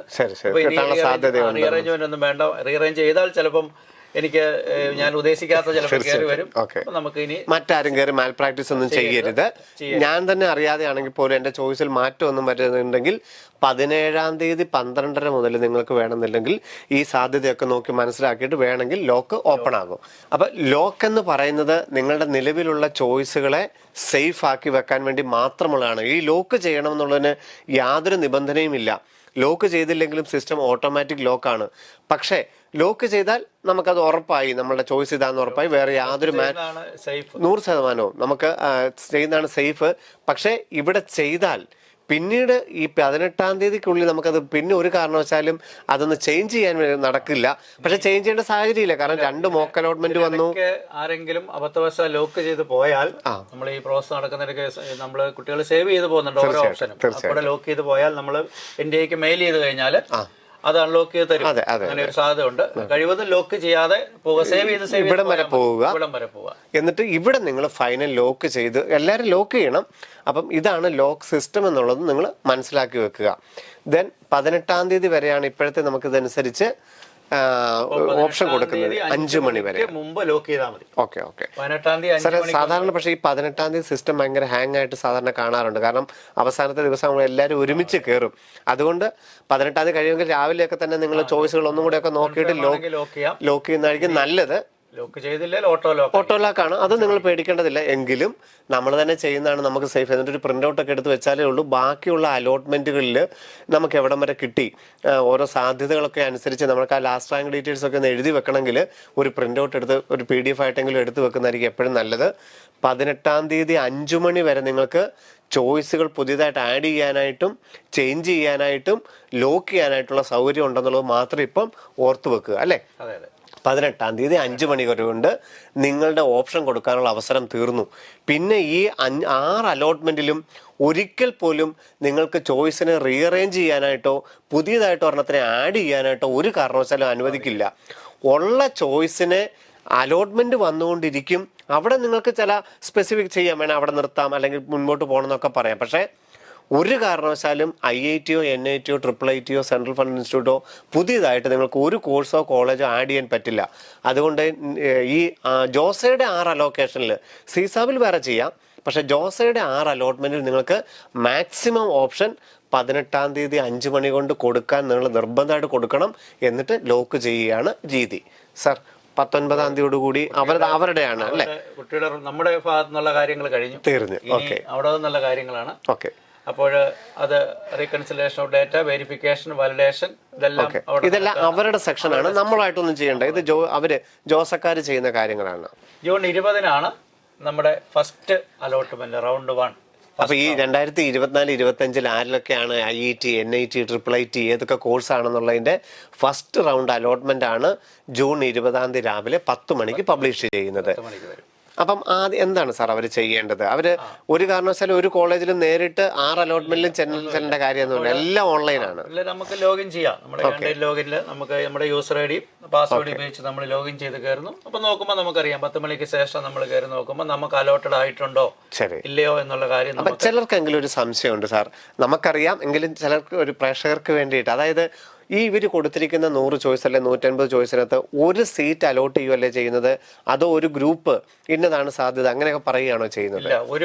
ഒരു സീറ്റാണ് അലോട്ട് ചെയ്യുന്നത്. അതായത് ഇപ്പോൾ ഒരു ഉദാഹരണം പറഞ്ഞാൽ ഒരു കുട്ടി OBC NCL PWD കാറ്റഗറിയിലുള്ള കുട്ടിയാണെന്ന് വിചാരിക്കും. അപ്പോൾ ആ കുട്ടിക്ക് 3 സാധ്യതകളുണ്ട്. 3 രീതിയിൽ അലോട്ട്മെന്റ് വരാം. ആദ്യം ആ കുട്ടിയുടെ ഫസ്റ്റ് ഓപ്ഷൻ നോക്കുന്നു. ഫസ്റ്റ് ഓപ്ഷൻ കൊടുക്കാൻ പറ്റുമെങ്കിൽ കൊടുക്കുന്നു, ഇല്ലെങ്കിൽ സെക്കൻഡ്, തേർഡ്. അത് ഓപ്പൺ ജനറൽ കാറ്റഗറി നോക്കും. ഓപ്പൺ ജനറൽ കാറ്റഗറിയിൽ ആ കുട്ടി പറഞ്ഞിരിക്കുന്ന ഏതെങ്കിലും ഓപ്ഷൻ അതിന്റെ പ്രിഫറൻസ് ഓർഡറിൽ താഴേക്ക് കൊടുക്കാൻ അല്ലെങ്കിൽ കിട്ടാനുള്ള സാധ്യത ഉണ്ടോ എന്ന് നോക്കും. സാധ്യത ഉണ്ടെങ്കിൽ എവിടെയാണോ സാധ്യത അത് കൊടുക്കും. അപ്പോൾ ഒരു സീറ്റാണ് കിട്ടുന്നത്. അങ്ങനെയാണെങ്കിൽ അതാണ് കുട്ടിയുടെ അലോട്ടഡ് സീറ്റ്. ഇനി ജനറൽ കാറ്റഗറി കുട്ടിക്ക് നോക്കിയിട്ട് കുട്ടിക്ക് കൊടുക്കാൻ യാതൊരു നിർവാഹമില്ല, കാരണം അവന്റെ റാങ്ക് അതിനനുസരിച്ച് എത്തിയിട്ടില്ല. അപ്പോൾ പിന്നെ നോക്കാവുന്ന OBC NCL. OBC NCL കാറ്റഗറിയിൽ ഏറ്റവും മുകളിൽ മുതൽ ഇതേ രീതിയിൽ താഴെ വരെ പോയി ഏതെങ്കിലും സീറ്റ് അലോട്ട് ചെയ്യാവോ, ഏതെങ്കിലും സാധിക്കുമെങ്കിൽ അവന്റെ പ്രിഫറൻസ് ഓർഡർ അതാണ് നോക്കുന്നത്. ഇപ്പോൾ അതിൽ ഏതാണോ അത് അലോട്ട് ചെയ്യുന്നു. ഇനി അവിടെയും സാധിക്കുന്നില്ലെങ്കിൽ അടുത്ത കാറ്റഗറി വരെയാണ് OBC NCL PWD. അപ്പോൾ അവിടെയും ഇതേപോലെ നോക്കി ഏതാണോ അലോട്ട് ചെയ്യുന്നത്. അപ്പോൾ നമ്മൾ അലോട്ട് ചെയ്യുന്ന കാറ്റഗറി കൃത്യമായിട്ട് കാണിക്കും. ചിലപ്പോൾ ജനറൽ കാറ്റഗറി OBC ആയിട്ടുള്ള സ്റ്റുഡന്റ് ചിലപ്പോൾ ജനറൽ കാറ്റഗറിയിലായിരിക്കും അലോട്ട് ചെയ്യുന്നത്, OBCയിലേക്ക് പോകേണ്ട വന്നില്ല. അതുകൊണ്ടാണ്. അപ്പൊ കൃത്യമായിട്ട് കാണും. അവർ ചിലപ്പോൾ ഇങ്ങനെ പറയുന്നത് കറക്റ്റാണ് സാർ പറഞ്ഞത്. ചിലപ്പോൾ ഇവർ പറയും എനിക്ക് NIT കാലിക്കറ്റിൽ ഇലക്ട്രിക്കലാണ് കിട്ടിയത്, പക്ഷെ എന്നെ OBCയിൽ പരിഗണിച്ചില്ല എന്ന് പറയും. പരിഗണിക്കാത്തതുകൊണ്ടല്ല, നിങ്ങൾക്ക് ജനറലിൽ തന്നെ നോക്കിയപ്പം OBCയിലോട്ട് കിട്ടാനില്ലായിരുന്നു താനും ജനറലില് കിട്ടാനുള്ള ഏറ്റവും നല്ല സീറ്റാണ് അലോട്ട് ചെയ്തത്. ജനറലില് കിട്ടാനുള്ള ഒരു അവസരം ഇല്ലെങ്കിൽ മാത്രമേ OBCയുടെ അതിന്റെ ആവശ്യം വന്നില്ല. അതുകൊണ്ടാണ് നമ്മൾ അവിടെ പരിഗണിക്കാതെ പോയത്. അപ്പൊ OBC പരിഗണിക്കാത്തത് കൊണ്ടല്ല, OBCയും ജനറലും എല്ലാം പരിഗണിക്കുമ്പോൾ ഏറ്റവും നല്ല സീറ്റ് കിട്ടിയത് ഇലക്ട്രിക്കൽ ആയതുകൊണ്ടാണ് അത് കിട്ടിയത്. Okay sir. അങ്ങനെ അപ്പം നമുക്ക് ഒരു സീറ്റാണ് അലോട്ട് ചെയ്യപ്പെടുന്നത് എന്നുള്ളത് മനസ്സിലാക്കുക. ആ സീറ്റ് ഏതാണെന്നുള്ളത് നമുക്ക് ഫസ്റ്റ് ജൂൺ 20-ാം തീയതി 10 മണിക്ക് നമ്മൾ ലോഗിൻ ചെയ്യുമ്പം ഒന്നെങ്കിൽ IIT അല്ലെ NIT അല്ലെ IIIT അല്ലെ CFT എന്നുള്ളത് കാണുക. ഇനി ഇല്ല എന്നുണ്ടെങ്കിൽ നമ്മുടെ റാങ്കിനും കാറ്റഗറിക്ക് അനുസരിച്ച് നമ്മൾ കൊടുത്ത മുഴുവൻ ഓപ്ഷൻസ് അവർ പരിഗണിച്ച് നമുക്ക് കിട്ടാൻ അർഹതയില്ലായിരുന്നെങ്കിൽ you have no allotment in this time. ഈ അലോട്ട്മെന്റിൽ നിങ്ങൾക്കില്ല, അടുത്തതിൽ നിങ്ങളെ ഓട്ടോമാറ്റിക് പരിഗണിച്ചോളും എന്നുള്ളത് നമുക്ക് അറിയാൻ സാധിക്കും. അങ്ങനെ അലോട്ട്മെന്റ് വന്നാൽ നമുക്ക് അന്ന് ഇപ്പൊ ജൂൺ 20-ാം തീയതി തന്നെ വൈകിട്ട് 5 മണി മുതൽ നമ്മുടെ ഓൺലൈൻ റിപ്പോർട്ടിംഗ് ആരംഭിക്കാം. ഓൺലൈൻ റിപ്പോർട്ടിംഗിൽ നമുക്ക് ആദ്യം ഒരു പ്രൊവിഷണൽ സീറ്റ് അലോട്ട്മെന്റ് ലെറ്റർ വരും. നമുക്ക് അലോട്ട് ചെയ്തിരിക്കുന്നു, അതിനകത്താണ് നമ്മൾ ഈ പറഞ്ഞ കാറ്റഗറി ഏതാണെന്നുള്ള ഡീറ്റെയിൽസ് എല്ലാം ഉണ്ടാവും. നമ്മൾ അടയ്ക്കേണ്ട ഫീസ് കാര്യങ്ങൾ എല്ലാം, നമുക്ക് കിട്ടിയ ബ്രാഞ്ച് ഏത് ഇൻസ്റ്റിറ്റ്യൂട്ടാണ് കിട്ടിയിരിക്കുന്നത്, എല്ലാ കാര്യങ്ങളും അതാണ്. അത് നമ്മൾ ഡൗൺലോഡ് ചെയ്യാം. പ്രൊവിഷണലാണ്, പ്രൊവിഷണൽ സീറ്റ് അലോട്ട്മെന്റ് ലെറ്റർ ആണ് നമുക്ക് കിട്ടുന്നത്. നമ്മൾ ഡൗൺലോഡ് ചെയ്തെടുക്കുന്നു. ഇനി നമുക്ക് 2-3 കാര്യങ്ങൾ ചെയ്യാനുണ്ട്. ഒന്ന് ഫീ പേയ്മെന്റ് ആണ്. ഫീസ് അടയ്ക്കണം. ഫീസ് അടയ്ക്കേണ്ട എമൗണ്ട് ഒക്കെ ഈ ഡോക്യുമെന്റ് അപ്ലോഡ് ചെയ്ത് കഴിഞ്ഞിട്ട് അവർ വെരിഫൈഡ് ഫീസ് അടയ്ക്കാവുന്നൊന്നും ഇല്ല, അപ്പൊ തന്നെ ഫീസ് അടയ്ക്കാം. ഫീസ് അടയ്ക്കാം. ഫീ നമുക്ക് പേ ചെയ്യാം. അതായത് ജനറൽ കാറ്റഗറിയും OBC EWS ഒക്കെ ആണെങ്കിൽ 35,000 രൂപ ഓൺലൈനായിട്ട് നെറ്റ് ബാങ്കിങ്ങോ ക്രെഡിറ്റ് കാർഡോ ഡെബിറ്റ് കാർഡോ UPI പേയ്മെന്റ് അടയ്ക്കാം. അല്ലാത്തൊരു 17,500. SC ST ആണെങ്കിൽ 17,500 രൂപ, PWD ആണെങ്കിൽ 17,500 രൂപ. പിന്നെ ഉള്ളത് ഡോക്യുമെന്റ് അപ്ലോഡാണ്. ഡോക്യുമെന്റ്സ് പ്രധാനമായിട്ടും കുട്ടികൾ സൂക്ഷിക്കേണ്ടത് ഒന്ന് 10ാം ക്ലാസ്സിലെ മാർക്ക് ലിസ്റ്റ് അല്ലെങ്കിൽ ആധാർ കാർഡ്. അപ്പൊ ഇത് രണ്ടിൽ ഏതെങ്കിലും ഒന്ന് മതിയാവും. ഉദ്ദേശം നമ്മുടെ ഡേറ്റ് ഓഫ് ബർത്ത് അറിയുക എന്നുള്ളത്. അപ്പൊ ആധാർ ആണെങ്കിൽ അതിനകത്ത് ഡേറ്റ് ഓഫ് ബർത്ത് ഉണ്ടെന്ന് ഉറപ്പാക്കണം. അല്ലെങ്കിൽ 10ലെ മാർക്ക് ലിസ്റ്റ് ഉണ്ടല്ലോ. രണ്ടാമത് നമ്മുടെ +2-വിന്റെ മാർക്ക് ലിസ്റ്റ്. മാർക്ക് ഉണ്ടായിരിക്കും. എലിജിബിലിറ്റി 75% മാർക്ക് പറയുന്നുണ്ടല്ലോ. അത് സെയിം ബോഡി തന്നെ ഉള്ളതായിരിക്കണം. അല്ലാതെ ഒരു ബോഡിയിൽ +1 പഠിച്ചിട്ട് വേറൊരു ബോഡി +2 പഠിക്കാൻ പറ്റത്തില്ല. അപ്പോൾ അതാണ് നമ്മൾ രണ്ടാമതായിട്ട് +2-വിന്റെ മാർക്ക് ലിസ്റ്റ്. മൂന്നാമതായിട്ടുള്ള ഒരു മെഡിക്കൽ സർട്ടിഫിക്കറ്റ് വേണം. അതിന്റെ ബിസിനസ് റൂളിനകത്ത് ഫോമാറ്റ് കിടപ്പുണ്ട് കൃത്യമായിട്ട്. അത് നമുക്ക് അടുത്തുള്ള ഏതെങ്കിലും ഒരു മെഡിക്കൽ ഓഫീസർ മതി. ഗവൺമെന്റ് ഒരു നിർബന്ധവും ഇല്ല. നമുക്ക് രജിസ്ട്രേഷൻ നമ്പർ ഉള്ള അദ്ദേഹത്തിന്റെ സീൽ ഉണ്ടായിരിക്കണം. രജിസ്ട്രേഷൻ നമ്പർ കാണിക്കുന്ന സീല് ആ സർട്ടിഫിക്കറ്റ് ഉണ്ടായിരിക്കണമെന്ന് മാത്രമേ ഉള്ളൂ. ഏതെങ്കിലും ഒരു മെഡിക്കൽ പ്രാക്ടീഷണർ ഒരു മെഡിക്കൽ സർട്ടിഫിക്കറ്റ് ആവശ്യമാണ്. എടുത്തു വെക്കാം, ഒരു കുഴപ്പമില്ല. എല്ലാ ഈ സർട്ടിഫിക്കറ്റുകളാണ്. അപ്പൊ ആ ഒരു ഫോമാറ്റിലേക്ക് നമ്മൾ റെഡിയാക്കി വെച്ചേക്കാം. നമ്മൾ അപ്ലോഡ് ചെയ്യാനുള്ള അപ്പൊ അങ്ങനെ തന്നെ വെച്ചേക്കാം. പിന്നെ ഉള്ളത് കാറ്റഗറി സർട്ടിഫിക്കറ്റ് ആണ്. അലോട്ട്മെന്റ് ലെറ്ററിൽ കാറ്റഗറിക്ക് അനുസരിച്ചാണ് കിട്ടിയതെങ്കിൽ കാറ്റഗറിക്ക് ഇപ്പൊ നമ്മൾ OBC NCL ആണെങ്കിൽ അതിന്റെ സർട്ടിഫിക്കറ്റ്, EWS ആണെങ്കിൽ അതിന്റെ സർട്ടിഫിക്കറ്റ്, PWD ആണെങ്കിൽ അതിന്റേത്, SC ആണെങ്കിൽ അതിന്റേത്, ST ആണെങ്കിൽ അതിനകത്ത് OBC NCL-ഉം EWS-ഉം ഈ 2024 ഏപ്രിൽ 1-ന് ശേഷമുള്ള നിർബന്ധമാകണം. പക്ഷെ ബിസിനസ് റൂളിൽ നിന്ന് തന്നെ എടുത്തുകൊണ്ട് പോയി നേരെ ഓഫ്ലൈനായിട്ട് ഒപ്പിട്ട് മേടിക്കണം നിർബന്ധമില്ല. അക്ഷയ കേന്ദ്രത്തിൽ നിന്ന് ഓൺലൈനായിട്ട് കിട്ടുന്ന സെൻട്രൽ പർപ്പസ് എന്നുള്ള സർട്ടിഫിക്കറ്റ് ധാരാളം മതിയാകും. ഇനി ആരെങ്കിലും ഈ ഏപ്രിൽ 1-ന് ശേഷം ഇല്ല എങ്കിൽ നമുക്ക് 1 year വാലിഡിറ്റി ഉണ്ടെന്നും പറഞ്ഞുള്ള സർട്ടിഫിക്കറ്റ് തൽക്കാലം പ്രൊവൈഡ് ചെയ്താൽ അവർ അക്സെപ്റ്റ് ചെയ്യുന്നുണ്ട്. തീർച്ചയായിട്ടും. പക്ഷേ April 1 ശേഷമുള്ളതാണ് അവർ പറയുന്നത്. കാരണം നമുക്ക് ആ പ്രോസസ്സിലൂടെ കൃത്യമായിട്ട് കടന്നു പോകാൻ എളുപ്പം. കിട്ടിയില്ല, കാരണം പിന്നെ ചെന്നപ്പോൾ അവർ കൊടുത്തില്ല, അങ്ങനെ എന്തെങ്കിലുമൊക്കെ ഉണ്ടെങ്കിൽ അങ്ങനെ ഒരു പ്രൊവിഷനൂടെ കൊടുക്കുന്നുണ്ട്, പറയുന്നുണ്ട്.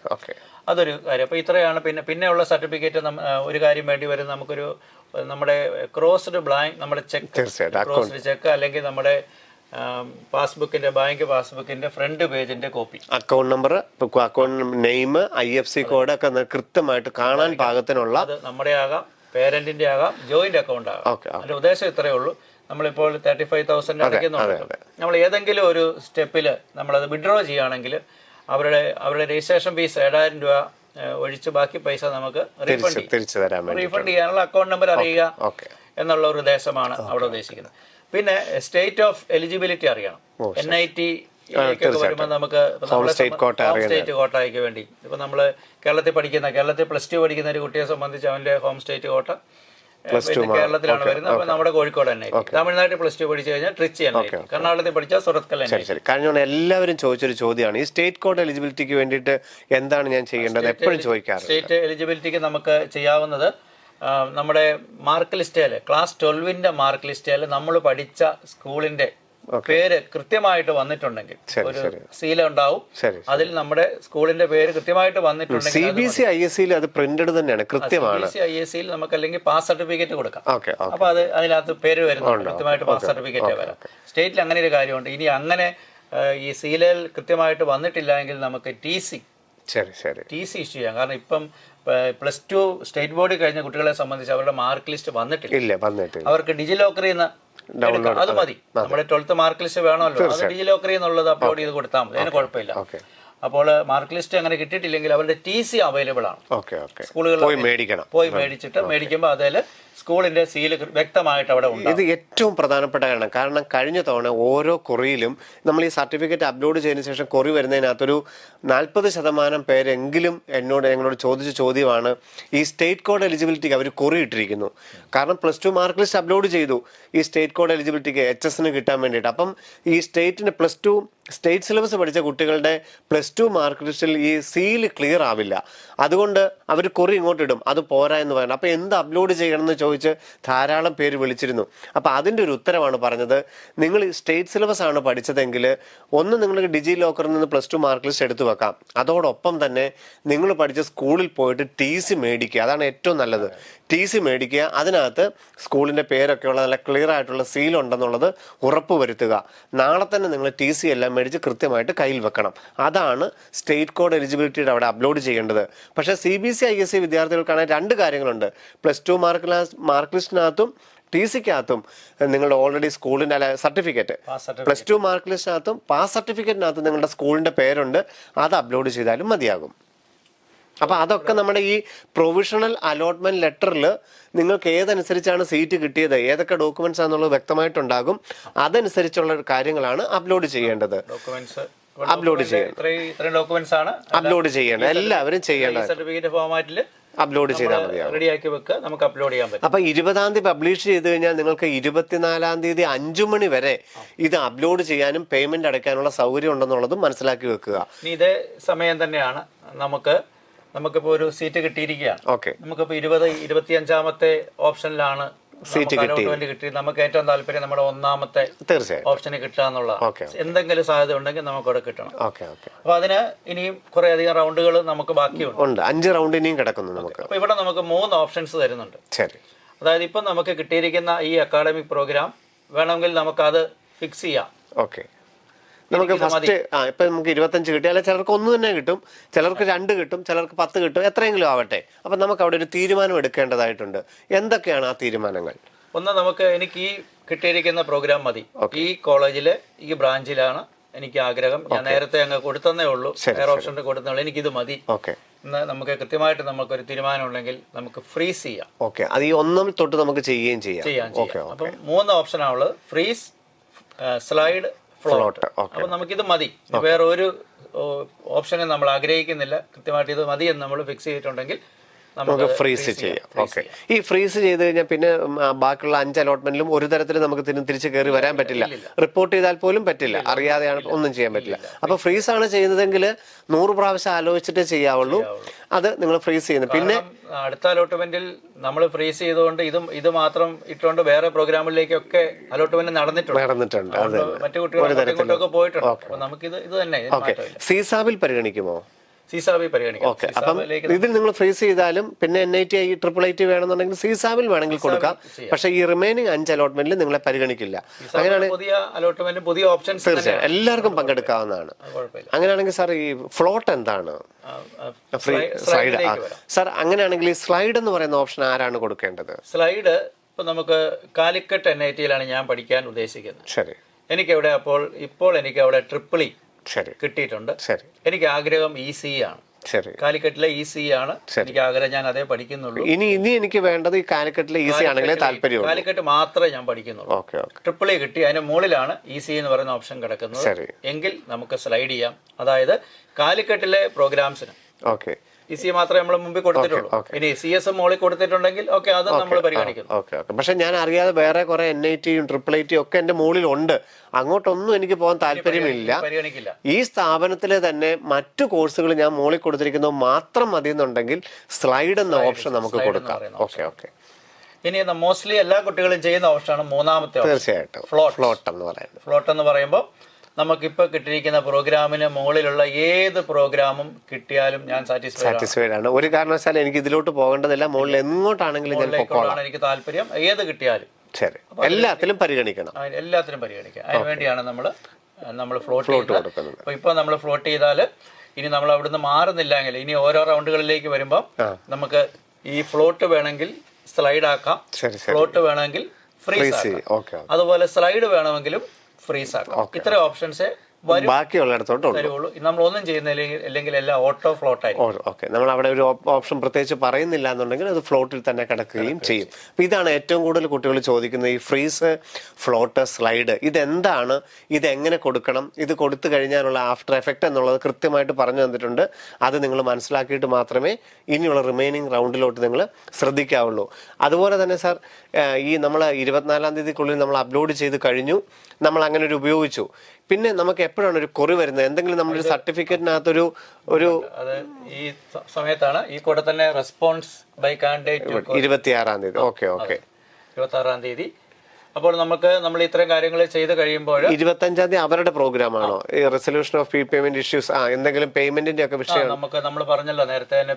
പേയ്മെന്റിനുള്ള ലാസ്റ്റ് ഡേറ്റ് 24-ാം തീയതി ഉണ്ടായിരുന്നു. അവിടെ നമുക്ക് 5 ദിവസം കിട്ടി പേയ്മെന്റ് ചെയ്യാൻ. എങ്കിൽ പോലും ഇനി പേയ്മെന്റിന് എന്തെങ്കിലും വിഷയം ഉണ്ടെങ്കിൽ വീണ്ടും ഒരു ദിവസം കൂടെ അഡീഷണൽ ആയിട്ട് പേയ്മെന്റിന് ഉദ്ദേശിക്കുന്നത് നമ്മൾ ഈ സമയത്ത് പേയ്മെന്റ് ചെയ്തു, പക്ഷേ നമ്മൾ പേയ്മെന്റ് കൺഫേം ആയില്ല. നമ്മൾ പേയ്മെന്റ് ചെയ്യേണ്ട സമയം ഈ 5 മണിക്ക് മുമ്പ് തന്നെയാണ്. ഈ 24-ാം തീയതി 5 മണിക്ക് മുമ്പ് പിന്നെ ഒരു അവസരം കിട്ടില്ല. നമ്മൾ അതിനുവേണ്ടി ശ്രമിച്ചിട്ടുണ്ട് കൃത്യമായിട്ട്. പക്ഷെ ആ ഡെഡ് ലൈനിൽ കൊണ്ട് നമ്മൾ പേയ്മെന്റ് കംപ്ലീറ്റ് ആകിയിട്ടില്ല. അവിടെ പൈസ കിട്ടിയിട്ടില്ല എന്ന് വേണം പറയാം. അപ്പൊ അങ്ങനെ ഒരു എന്തെങ്കിലുമൊക്കെ പ്രോബ്ലം അവിടെ ഉണ്ടായാൽ അതിന് വേണ്ടിയിട്ട് മാത്രം നമ്മൾ ഇതിനു മുമ്പ് ഒരു കാരണവശാലും നമ്മൾ 25-ാം തീയതിയാണ് ലാസ്റ്റ് ഡേറ്റ് എന്ന് വിചാരിക്കരുത്. പിന്നെ 26-ലേക്ക് നമ്മൾ ഡോക്യുമെന്റ്സ് അപ്ലോഡ് ചെയ്ത് കഴിയുമ്പോൾ സാർ നേരത്തെ സൂചിപ്പിച്ച പോലെ കൊറീസ് വരും. സ്റ്റേറ്റ് ഓഫ് എലിജിബിലിറ്റിയോ ഏതെങ്കിലും നമ്മൾ അപ്ലോഡ് ചെയ്തിരിക്കുന്ന സർട്ടിഫിക്കറ്റുകൾ OBC NCL സർട്ടിഫിക്കറ്റ് നമ്മൾ അപ്ലൈ ചെയ്ത സമയത്ത് OBC NCL ആന്ന് പറഞ്ഞു. പക്ഷെ ഇപ്പൊ നമ്മൾ കൊടുത്തപ്പം OBC NCLന്റെ സർട്ടിഫിക്കറ്റ് നമുക്ക് പകരം കാസ്റ്റ് സർട്ടിഫിക്കറ്റാ കൊടുത്തത്, അല്ലെ സ്റ്റേറ്റിന്റെ ആണ് കൊടുത്തത്, നിശ്ചിത ഫോർമാറ്റിലല്ല, മലയാളത്തിലാണ്. അങ്ങനെ പല ഇഷ്യൂസ് വരാം. നമുക്ക് കുറി വരും. നമുക്ക് വീണ്ടും അവർക്ക് മെയിൽ ചെയ്ത് കൊടുത്തു കഴിഞ്ഞാൽ അത് അവർ കറക്റ്റ് ചെയ്ത് അത് ഒരു ദിവസമാണ് കിട്ടുന്നത് അല്ലേ? അല്ല, നമുക്ക് ഇവിടെ തന്നെ കൊടുക്കാം. ഈ ഇത് കൊടുക്കുന്ന കൂടെ തന്നെ നമ്മൾ ഫീസും അടച്ച് ഇത് കൊടുത്തു കഴിയുമ്പോൾ തന്നെ താമസിക്കാതെ തന്നെ ക്ലിയർ ചെയ്ത് കൊടുക്കാം. അപ്പൊ ഈ ഒരു ദിവസം മാത്രമല്ല, അവര് നമ്മൾ ചെയ്യുമ്പോൾ തന്നെ 27 2 ദിവസം ഈ ഒരു സമയം വരെ നമുക്കത് കൊടുക്കുന്നുണ്ട്. ലാസ്റ്റ് ഡേറ്റ് 24 മുതൽ 24, 25, ആണല്ലോ. 20 മുതൽ നമുക്ക് ആരംഭിക്കാം. 25 മണിക്ക് ഇത് ആരംഭിക്കും. അന്ന് മുതൽ തന്നെ കൊറിയും വേണം. ശരി. പിറ്റേ ദിവസം പോലെ നമുക്ക് last date to respond to കൊറിയാണ്. അപ്പം 26-ാം തീയതി വരെ വെയിറ്റ് ചെയ്യേണ്ട. 20-ാം തീയതി തന്നെ നമ്മൾ സർട്ടിഫിക്കറ്റ് അപ്ലോഡ് ചെയ്ത് പേയ്മെന്റ് ചെയ്യാൻ കഴിവ് ശ്രദ്ധിക്കുക. കാരണം നമ്മൾ അപ്ലോഡ് ചെയ്ത സർട്ടിഫിക്കറ്റിൽ എന്തെങ്കിലും അപാകത ഉണ്ടെങ്കിൽ നമുക്ക് അന്ന് തന്നെ 20-ാം തീയതി തൊട്ട് തന്നെ കുറി വരും. ഉണ്ടെങ്കിൽ ഇല്ലെങ്കിൽ നമുക്ക് എന്തെങ്കിലും പ്രത്യേകിച്ച് അവർ കാണിക്കുന്നുണ്ടോ? ഫൈനൽ അക്സെപ്റ്റൻസ് അങ്ങനെ കാണിക്കണോ? അക്സെപ്റ്റൻസ് ഉണ്ട്. ഓക്കെ, ഫൈനൽ അക്സെപ്റ്റൻസ് കാണിക്കുന്നുണ്ട്. നമ്മുടെ സർട്ടിഫിക്കറ്റും ക്ലിയർ ആണ്, വെരിഫിക്കേഷൻ സക്സസ് എന്നും പറഞ്ഞു കാണിക്കുന്നുണ്ട്. ചിലപ്പോൾ ഒരു സർട്ടിഫിക്കറ്റും വരും, വേണമെങ്കിൽ ഡൗൺലോഡ് ചെയ്ത് എടുത്ത് വെക്കാം. ഓക്കെ ഓക്കെ, അപ്പൊ അത് ക്ലിയർ ആവുക. പേയ്മെന്റ് ചെയ്തു ഡോക്യുമെന്റ്സ് എല്ലാം സക്സസ് ആണെന്നുണ്ടെങ്കിൽ നമുക്കൊരു സക്സസ് ആണെന്നുള്ള ഒരു ഇന്റിമേഷൻ നമുക്ക് ലഭിക്കും. ഇനി അതല്ല ഒരു കൊറിയാണ് വരുന്നതെങ്കിൽ അതിന് നമുക്ക് റിപ്പോർട്ട് ചെയ്യാനായിട്ട് 26-ാം തീയതി വൈകുന്നേരം 5 മണി വരെ ഉണ്ട്. ഇപ്പൊ സാറ് പറഞ്ഞ പോലെ നമുക്ക് OBC ആയിട്ടാണ് കിട്ടിയത്, നമ്മുടെ ഈ സർട്ടിഫിക്കറ്റ് ഇല്ല, ആ കുട്ടിക്ക് എന്ത് സംഭവിക്കും? ആ സീറ്റ് നിലനിർത്താൻ പറ്റുമോ? ആ സീറ്റ് ഈ റൗണ്ടിൽ നഷ്ടപ്പെടും. ശരി ശരി. പക്ഷേ അടുത്ത റൗണ്ടിൽ ആ കുട്ടിയെ ജനറൽ കാറ്റഗറിയിൽ പരിഗണിക്കും. ഓ ശരി ശരി. ആ ഇത് പിന്നെ പരിഗണിക്കാതെ പോകുന്നില്ല ഈ റൗണ്ടില്. കാരണം ഈ റൗണ്ടില് കുട്ടിക്ക് സീറ്റ് കൊടുത്തത് ഈ ഒരു OBC NCL വെച്ചിട്ടാണ് കൊടുത്തത്, വെച്ചിട്ടാണ് കൊടുത്തിരിക്കുന്നത്. അപ്പൊ അതുകൊണ്ട് ഈ റൗണ്ടില് സീറ്റ് നഷ്ടപ്പെടും. അതേസമയം ജനറൽ കാറ്റഗറിയിലെ കുട്ടിക്ക് കിട്ടിയ പ്രശ്നമില്ല. ഇല്ല, ജനറൽ ആയിട്ട് കിട്ടിയാൽ കുഴപ്പമില്ല. OBC NCL കിട്ടിയാൽ ഇതാണ് പ്രശ്നം. പക്ഷെ അടുത്ത റൗണ്ടിൽ കുട്ടിയെ ജനറലിലേക്ക് പരിഗണിച്ചുകൊണ്ട് വീണ്ടും അലോട്ട്മെന്റ് മുമ്പോട്ട് പോകും, അവരായിട്ടൊന്നും ചെയ്യേണ്ടതായിട്ടില്ല. Okay okay. അങ്ങനെ ഫസ്റ്റ് റൗണ്ട് എന്ന് പറയുന്നത് ഏതാണ്ട് 26-ാം തീയതി കൊണ്ട് കൺഫേം ആകും. എന്തെങ്കിലും പ്രോസസ്സ് ഉണ്ടെങ്കിലും ജൂൺ 26-ാം തീയതി കൊണ്ട് ഫസ്റ്റ് റൗണ്ടിന്റെ എല്ലാ പ്രോസസ്സുകൾ, അലോട്ട്മെന്റ്, പേയ്മെന്റ്, ഡോക്യുമെന്റ്സ് അപ്ലോഡ് ചെയ്യുക, അവരുടെ കൊറി ഉണ്ടെങ്കിൽ അതനുസരിച്ച് റെസ്പോണ്ട് ചെയ്യേണ്ട എല്ലാ പ്രോസസ്സും 26-ാം തീയതി കൊണ്ട് തീർന്നു. പിന്നെ നമ്മളായിട്ട് വീണ്ടും ഒന്നും ചെയ്യേണ്ടതായിട്ടില്ല. 27-ാം തീയതി ഓട്ടോമാറ്റിക്കായിട്ട് നമ്മൾ ആദ്യം തന്നെ കൊടുത്തിരിക്കുന്ന ഓപ്ഷൻ പരിഗണിച്ചുകൊണ്ട് സീറ്റ് കിട്ടിയവർക്ക് അതിന് മുകളിലോട്ടുള്ളതും ഒരു സീറ്റും കിട്ടാത്തവർക്ക് വീണ്ടും മുകളിൽ നിന്ന് തന്നെ നോക്കിയിട്ടുള്ള ഓട്ടോമാറ്റിക് ആയിട്ടുള്ള സീറ്റ് അലോക്കേഷനാണ് രണ്ടാമത്തെ റൗണ്ട് എന്ന് പറയുന്നത്, അല്ലേ? അപ്പോൾ ആദ്യത്തെ റൗണ്ടിൽ സീറ്റ് കിട്ടിയവരെ സംബന്ധിച്ച് പ്രത്യേകിച്ച് ഒന്നും ചെയ്യണ്ട. ഇനി അവർ കിട്ടിയത് ഏതാന്ന് നോക്കുക. ഫ്ലോട്ടിൽ നിന്ന് സ്ലൈഡിലേക്കോ ഫ്രീസിലേക്കോ എല്ലാം പോകണമെങ്കിൽ മാത്രം ചെയ്താൽ മതി. ബാക്കി കാര്യങ്ങളെല്ലാം അവർ ചെയ്താണ്. അല്ലെങ്കിൽ ഓട്ടോമാറ്റിക് ആയിട്ട് സംഭവം മുന്നോട്ട് പോകും. പുതിയ സീറ്റ് കിട്ടുന്നവര് നമ്മൾ ഈ റൗണ്ട് 1-ൽ സീറ്റ് കിട്ടിയ ആള് ചെയ്യേണ്ട കാര്യങ്ങളെല്ലാം ചെയ്യാൻ വേണം. ഓക്കെ. ഈ ഫ്രീസ് കിട്ടിയവർ ഇപ്പൊ ഈ 6 അലോട്ട്മെന്റ് സമയത്ത് ഒന്നും കോളേജ് റിപ്പോർട്ടിംഗ് ഒന്നും പറയുന്നില്ല. ഫ്രീസ് ചെയ്തവരാണെങ്കിൽ പോലും ഒന്നും ചെയ്യേണ്ടതായിട്ട്. ഓക്കെ സാർ, ഇവിടെ ഡ്യുവൽ വെരിഫിക്കേഷൻ എന്നുള്ള ഇവരുടെ ഇതിനകത്ത് പറയുന്നുണ്ട്. അപ്പൊ ഈ റൗണ്ട് 2-ലോട്ട് എനിക്ക് ആദ്യം കിട്ടിയത് NIT ആയിരുന്നു. അങ്ങനെ സാർ സീറ്റ് റൗണ്ട് 2 റിപ്പോർട്ട് ചെയ്തു. അപ്പോൾ ഓൾറെഡി ഞാൻ എല്ലാം സർട്ടിഫിക്കറ്റ് ഒക്കെ അപ്ലോഡ് ചെയ്തെല്ലാം ക്ലിയർ ആയിരുന്നു. എനിക്ക് രണ്ടാമത് വേറൊരു സീറ്റ് കിട്ടി. അങ്ങനെയാണെങ്കിൽ എന്തൊക്കെയാണ് ചെയ്യേണ്ടത്? അയാൾ എന്തെങ്കിലും ചെയ്യേണ്ടതായിട്ടുണ്ടോ? വേറൊരു സീറ്റ് നമുക്ക് NIT-ലാണ്. NIT IIIT, അതിന് IIIT GFT NIT എല്ലാം കൂടെ നമ്മൾ NIT പ്ലസ് സിസ്റ്റം എന്നാണ്. അതെ അതെ അതെ. അപ്പൊ NIT പ്ലസ് സിസ്റ്റത്തിൽ തന്നെയാണ് നമുക്ക് സീറ്റ് കിട്ടുന്നതെങ്കിൽ നമ്മൾ പ്രത്യേകിച്ച് ഒന്നും ചെയ്യേണ്ട കാര്യമില്ല. Okay okay. അതേസമയം നമുക്ക് NIT നിന്ന് മാറി IIT-യിലേക്കാണെങ്കിൽ നമ്മൾ ഈ പറഞ്ഞ ഡോക്യുമെന്റ് ഫീസ് ഒന്നും നമ്മൾ വേറെ അടയ്ക്കും, മാത്രം അടച്ചാൽ മതി. ഡോക്യുമെന്റ് നമ്മൾ വീണ്ടും IIT-യിലേക്ക് നമ്മളത് കൊടുക്കണം. നമ്മൾ അപ്ലോഡ് തന്നെ ചെയ്യേണ്ടി വരും. ഓ ശരി ശരി. നമ്മൾ ഓൾറെഡി അപ്ലോഡ് ചെയ്ത് അവിടെ ഇല്ല. വെരിഫിക്കേഷനിലേക്ക് കാരണം ഈ അഡ്വാൻസ്ഡ് വേറെ റാങ്ക് ലിസ്റ്റ് അനുസരിച്ച് തീർച്ചയായിട്ടും അവിടെ എല്ലാം തീർച്ചയായിട്ടും. അപ്പൊ ആ രീതിയിലൊരു ഓൺലൈൻ വെരിഫിക്കേഷൻ നമ്മൾ അവിടെ നടത്തണം. അപ്പം ഇവിടെ വരുമ്പോൾ നിങ്ങൾ ആണെങ്കിലും വേണം കേട്ടോ. ആദ്യം നമുക്ക് IIT കിട്ടി, ശരി ശരി. സെക്കൻഡ് റൗണ്ട് വന്നപ്പോ NIT പ്ലസ് സിസ്റ്റത്തിലേക്കാണെങ്കിൽ അത് NIT-യിലേക്ക് നമ്മൾ ചെയ്യണം. Okay okay. അപ്പം ഈ റൗണ്ടിൽ ശ്രദ്ധിക്കേണ്ട കാര്യങ്ങൾ, പുതിയതായിട്ടാണ് കിട്ടുന്നതെങ്കിൽ എന്തൊക്കെയാണോ ഈ റൗണ്ടിൽ ചെയ്ത കാര്യങ്ങൾ തന്നെയാണ്. ഓൾറെഡി നിങ്ങൾക്ക് പുതിയൊരു സീറ്റ് കിട്ടിയിട്ടുണ്ടെങ്കിൽ അത് NIT-യോ IIIT-യോ നിങ്ങൾക്ക് ആ NIT പ്ലസ് സിസ്റ്റത്തിലാണെന്നുണ്ടെങ്കിൽ നിങ്ങൾ വെറുതെ ഏത് സീറ്റാണ് കിട്ടിയെന്ന് നോക്കി അത് വീണ്ടും കൺഫേം ചെയ്യുകയോ ഒന്നും ചെയ്യണ്ട. അവിടെ ഫ്രീസ് ചെയ്യണമെങ്കിൽ ഫ്രീസ് ചെയ്യണം എന്നുള്ളത് മാത്രം ഓർത്ത് വെച്ചാൽ മതിയാകും. പക്ഷേ IIT ആണ് കിട്ടിയതെങ്കിൽ നിങ്ങൾ മുമ്പിൽ പറഞ്ഞതുപോലെ തന്നെ ആ അലോട്ട്മെന്റ് ലെറ്റർ അനുസരിച്ച് നിങ്ങൾ അപ്ലോഡ് ചെയ്യേണ്ട സർട്ടിഫിക്കറ്റുകളൊക്കെ അപ്ലോഡ് ചെയ്ത് പേയ്മെന്റ് അടയ്ക്കേണ്ട, പേയ്മെന്റ് മുകളിൽ അടച്ചിട്ടുണ്ടെങ്കിൽ പേയ്മെന്റ് അടയ്ക്കേണ്ടതില്ല എന്ന് മാത്രമേ ഉള്ളൂ. അവിടെ വീണ്ടും കൊറിയൊക്കെ നോക്കിയിട്ട് നിങ്ങളുടെ സീറ്റ് ഉറപ്പാക്കേണ്ടതായിട്ട് റൗണ്ട് 2-ലുണ്ട്. പിന്നെ സാർ ഇവിടെ വിഡ്രോവലിനെ കുറിച്ച് ഇവർ പറയുന്നുണ്ട്. ആ ഒരു സാഹചര്യം എന്താണ്? നമുക്ക് ഫസ്റ്റ് റൗണ്ട് മുതൽ നമുക്ക് വേണമെങ്കിൽ സീറ്റ് വിഡ്രോ ചെയ്യാം. ഇപ്പോൾ നമുക്ക് NIT അല്ലെങ്കിൽ IIT-യിൽ നമ്മൾ ആഗ്രഹിക്കുന്ന ഒരു NIT IIT നമുക്ക് കിട്ടുന്നില്ല. ഒരു കുട്ടി ബിറ്റ്സ് എഴുതി, ബിറ്റ്സിൽ വളരെ ഉയർന്ന മാർക്ക് വന്നു. ഈ സീറ്റ് സിസ്റ്റത്തിൽ നിന്നും തന്നെ വെളിയിലോട്ട് പോകാനാണ് വിഡ്രോവൽ, അല്ലാതെ ഒന്നാമത് കിട്ടിയത് വേണ്ടെന്ന് പറയാനല്ല. വിഡ്രോവൽ എന്ന് പറയുമ്പോൾ നമുക്ക് ഈ ഒരു സീറ്റ് നമ്മൾ വേണ്ടെന്ന് വെച്ചാൽ നമ്മൾ ആ സിസ്റ്റത്തിൽ നിന്ന് തന്നെയാണ് പുറത്തേക്ക്. ഓ ശരി. അത് ഏറ്റവും പ്രധാനപ്പെട്ട ശ്രദ്ധിക്കേണ്ട കാര്യമാണ്. നമ്മൾ ഫസ്റ്റ് റൗണ്ടിൽ ഒരു സീറ്റ് കിട്ടി, നമ്മൾ പേയ്മെന്റ് ഒക്കെ അടച്ചായിരുന്നു, അത് വേണ്ടാന്ന് വെക്കണമെങ്കിൽ വിഡ്രോവൽ ചെയ്യേണ്ട കാര്യമില്ല. അത് ഓട്ടോമാറ്റിക്കായിട്ട് അടുത്ത അലോക്കേഷനിൽ പരിഗണിച്ചുകൊണ്ടിരിക്കും. ഇതൊന്നും നിങ്ങൾക്ക് താല്പര്യം ഇല്ലെങ്കിൽ 6-ാമത്തെ റൗണ്ടിൽ NIT പ്ലസ് സിസ്റ്റത്തിൽ നിന്നോ 5-ാമത്തെ റൗണ്ടിൽ IIT നിന്ന് വേണം നിങ്ങൾക്ക് വിഡ്രോ ചെയ്യാം. ഇവിടെ കിടക്കുന്ന വിഡ്രോവൽ എന്ന് പറയുന്നത് നിങ്ങൾക്ക് സിസ്റ്റത്തിൽ ജോയിന്റ് സീറ്റ് അലോക്കേഷനിൽ തന്നെ കിട്ടി ഇത് വെളിയിൽ പോകണം. സീറ്റ് കിട്ടിയിരിക്കുന്നു, എനിക്ക് ആ സീറ്റ് ഇഷ്ടമില്ല, അതുപോലെ തന്നെ അതിന് മുകളിലേക്കുള്ള ഈ സിസ്റ്റത്തിൽ, ഈ ജോസ സിസ്റ്റത്തിൽ എനിക്ക് ഇനി തുടരാൻ താല്പര്യമില്ല. കാരണം എനിക്ക് മറ്റൊരു അഡ്മിഷൻ ഞാൻ ഇതിലും ആഗ്രഹിച്ചത് കിട്ടിയിട്ടുണ്ട്. അതുകൊണ്ട് ഞാൻ അങ്ങോട്ട് പോകുന്നു. അപ്പോൾ നമ്മൾ ഇനി അത് ആദ്യത്തെ റൗണ്ടിലാണെങ്കിൽ നമുക്ക് ഫീസ് അടയ്ക്കാതെ നമുക്ക് രണ്ടാമത്തെ റൗണ്ടിലാണെങ്കിൽ നമുക്ക് ഈ ഫീസ് നമ്മൾ പേ ചെയ്തിട്ടുണ്ട്. അതിന്റെ ഞാൻ പറഞ്ഞ രജിസ്ട്രേഷൻ ഫീസ് ഒഴിച്ച് ബാക്കി നമുക്ക് തിരിച്ചു കിട്ടുകയും ചെയ്യും. ഓക്കെ, അങ്ങനെയാണെങ്കിൽ ആ ഒരു കാര്യം ഇപ്പൊ ഓർമ്മ വന്നത്, നമുക്ക് ഫസ്റ്റിൽ ഒരു സീറ്റ് കിട്ടിയിരുന്നു, നമ്മൾ പക്ഷെ റെസ്പോണ്ട് ചെയ്തില്ല. എനിക്ക് അതിനോട് താല്പര്യമൊന്നും, ഞാൻ ഓപ്ഷൻ കൊടുത്തപ്പോൾ കൊടുത്തെന്ന് മാത്രമേ ഉള്ളൂ, പക്ഷെ എനിക്ക് അതിനോട് താല്പര്യം വന്നില്ല. എനിക്ക് ബാക്കിയുള്ള മുകളിൽ കിടക്കുന്നതായിരുന്നു താല്പര്യം. ഞാൻ ഫീസ് അടയ്ക്കാതെ ഞാൻ അതിന് റെസ്പോണ്ട് ചെയ്തില്ലെങ്കിൽ എന്ത് സംഭവിക്കും? ഫീസ് നമ്മൾ അടച്ചിട്ടില്ലെങ്കിൽ ആ സീറ്റ് നമ്മൾ വിഡ്രോ ചെയ്തതിന് തുല്യമാണ്. അപ്പം NIT പ്ലസ് സിസ്റ്റേ പോവുള്ളൂ അതോ എല്ലാം പോകും? നിർബന്ധമായിട്ടും ഒരു സീറ്റ് വന്നിട്ടുണ്ടെങ്കിൽ ഈ 6 അലോട്ട്മെന്റുകളിൽ നിങ്ങൾ കൊടുത്തിരിക്കുന്ന ഓപ്ഷൻ പരിഗണിച്ച് ഏതെങ്കിലും ഒരു അലോട്ട്മെന്റിൽ നിങ്ങൾക്ക് ഒരു സീറ്റ് റിപ്പോർട്ട് ചെയ്തിട്ടുണ്ടെങ്കിൽ നിർബന്ധമായും ഇവരുടെ ഈ പ്രോസസ്സിൽ പങ്കെടുക്കണം. 35,000 രൂപ അടയ്ക്കണം, സർട്ടിഫിക്കറ്റുകളെല്ലാം അപ്ലോഡ് ചെയ്യണം. കുറി വന്നിട്ടുണ്ടെങ്കിൽ അതിനും റെസ്പോണ്ട് ചെയ്തെങ്കിൽ മാത്രമേ നിങ്ങൾ ഈ 6 റൗണ്ടിൽ നിലനിൽക്കുകയുള്ളൂ. ഇല്ല ഇതിൽ നിന്ന് ക്വിറ്റ് ആവുക എന്നുള്ളതും വ്യക്തമായി മനസ്സിലാക്കുക. ഇനി നമ്മൾ അടുത്ത രണ്ടാമത്തെ റൗണ്ട് ലേക്ക് പോകുന്നു. വീണ്ടും അതേ പ്രോസസ്സ് മൂന്നാമത്തെ റൗണ്ടിലേക്ക് വരുന്നു. ഇവിടെ എല്ലാം സെയിം ആണ്, സീറ്റ് കിട്ടുന്നവർക്കേ ഉള്ളൂ. പുതിയതായിട്ട് സീറ്റ് കിട്ടുന്നു, അല്ലെങ്കിൽ നിങ്ങൾക്ക് അവിടെ ഫ്രീസ് ചെയ്യാം, ഫ്ലോട്ട് ചെയ്യാം, ഇതെല്ലാം നിങ്ങളുടെ ആ പ്രോസസ്സുകൾ ചെയ്യാവുന്ന ഒരു ഓപ്ഷൻ ഉണ്ട്. ഓക്കെ, ഇവിടെയൊക്കെ വലിയൊരു മാറ്റങ്ങൾ വരാറുണ്ടോ സാറിന്? എവിടം വരെയാണ് ഒരു വലിയ മാറ്റം പ്രതീക്ഷിക്കേണ്ടത്? വലിയ മാറ്റം നമ്മൾ ലാസ്റ്റ് റൗണ്ടിലേക്കേ വരുള്ളൂ. കാരണം വിഡ്രോ ചെയ്യാവുന്നവർ വിചാരിക്കുന്നത് ഈ NIT പ്ലസ് സിസ്റ്റം ആണെങ്കിൽ നമുക്ക് 5th റൗണ്ട് വരെ വിഡ്രോ ചെയ്യാം. IIT പ്ലസ് സിസ്റ്റം ആണെങ്കിൽ നമുക്ക് 4th റൗണ്ട് വരെ വിഡ്രോ ചെയ്യാം. അങ്ങനെയാണല്ലേ? ഓ ശരി ശരി ശരി. IIT ഒരെണ്ണം കുറവാണ്. അപ്പൊ അത് വരെ പോകാമല്ലോ. നമ്മുടെ പൈസയും നമുക്ക് നഷ്ടപ്പെടില്ല. അതുകൊണ്ട് കാര്യമായ മാറ്റങ്ങൾ ഈ റൗണ്ടിൽ വരാറില്ല. ഇതിന് കൂടെ തന്നെ നമ്മൾ നീറ്റിന്റെ അലോക്കേഷൻ നടന്നുകൊണ്ടിരിക്കുന്നത് അത് ഈ സമയമാണ്. ഈ സമയത്താണെങ്കിൽ അത് അങ്ങോട്ടൂടെ ഇനി എന്തെങ്കിലും കാരണവശാൽ ഇത്തവണ അതിന് താമസം വന്നെങ്കിൽ അത് ഇവിടെ റിഫ്ലക്ട് ചെയ്യുകയും ചെയ്യും. അങ്ങനെ ഒരു പ്രശ്നമുണ്ട് ഇവിടെ. അപ്പം അതും നമ്മൾ ഓർത്തിരിക്കുക. കാരണം ഒരു സെക്കൻഡൊക്കെ അലോട്ട്മെന്റ് ഒക്കെ കഴിയുമ്പോൾ പിന്നെ ഈ ഒരു ഭാഗത്ത് 3, 4 വലിയ മാറ്റങ്ങളായിട്ട് നമ്മൾ വരാറില്ല മെയിൻ കോഴ്സുകൾക്കൊക്കെ. പിന്നെ വലിയൊരു മാറ്റം വരുന്നത് 5, 6 റൗണ്ടുകളിലായിരിക്കും എന്നുള്ളതും ഓർത്ത് വെക്കുക. അതായത് ഇവിടെയൊന്നും നിങ്ങൾ ഫ്രീസ് ചെയ്യണം നിർബന്ധമില്ല. നല്ലൊരു മാറ്റം വരാൻ സാധ്യത 5ലും 6ലും ഒക്കെ ഉണ്ട്. അപ്പം അതുവരെ ഒരു വെയിറ്റ് ചെയ്യാനുള്ള ഒരു ഇതും കാണിക്കുകയും ചെയ്യണം അല്ലേ? കാരണം സിസ്റ്റത്തിന് പെട്ടെന്ന് നിങ്ങൾ ഫ്രീസ് ചെയ്യേണ്ട കാര്യമൊന്നുമില്ല.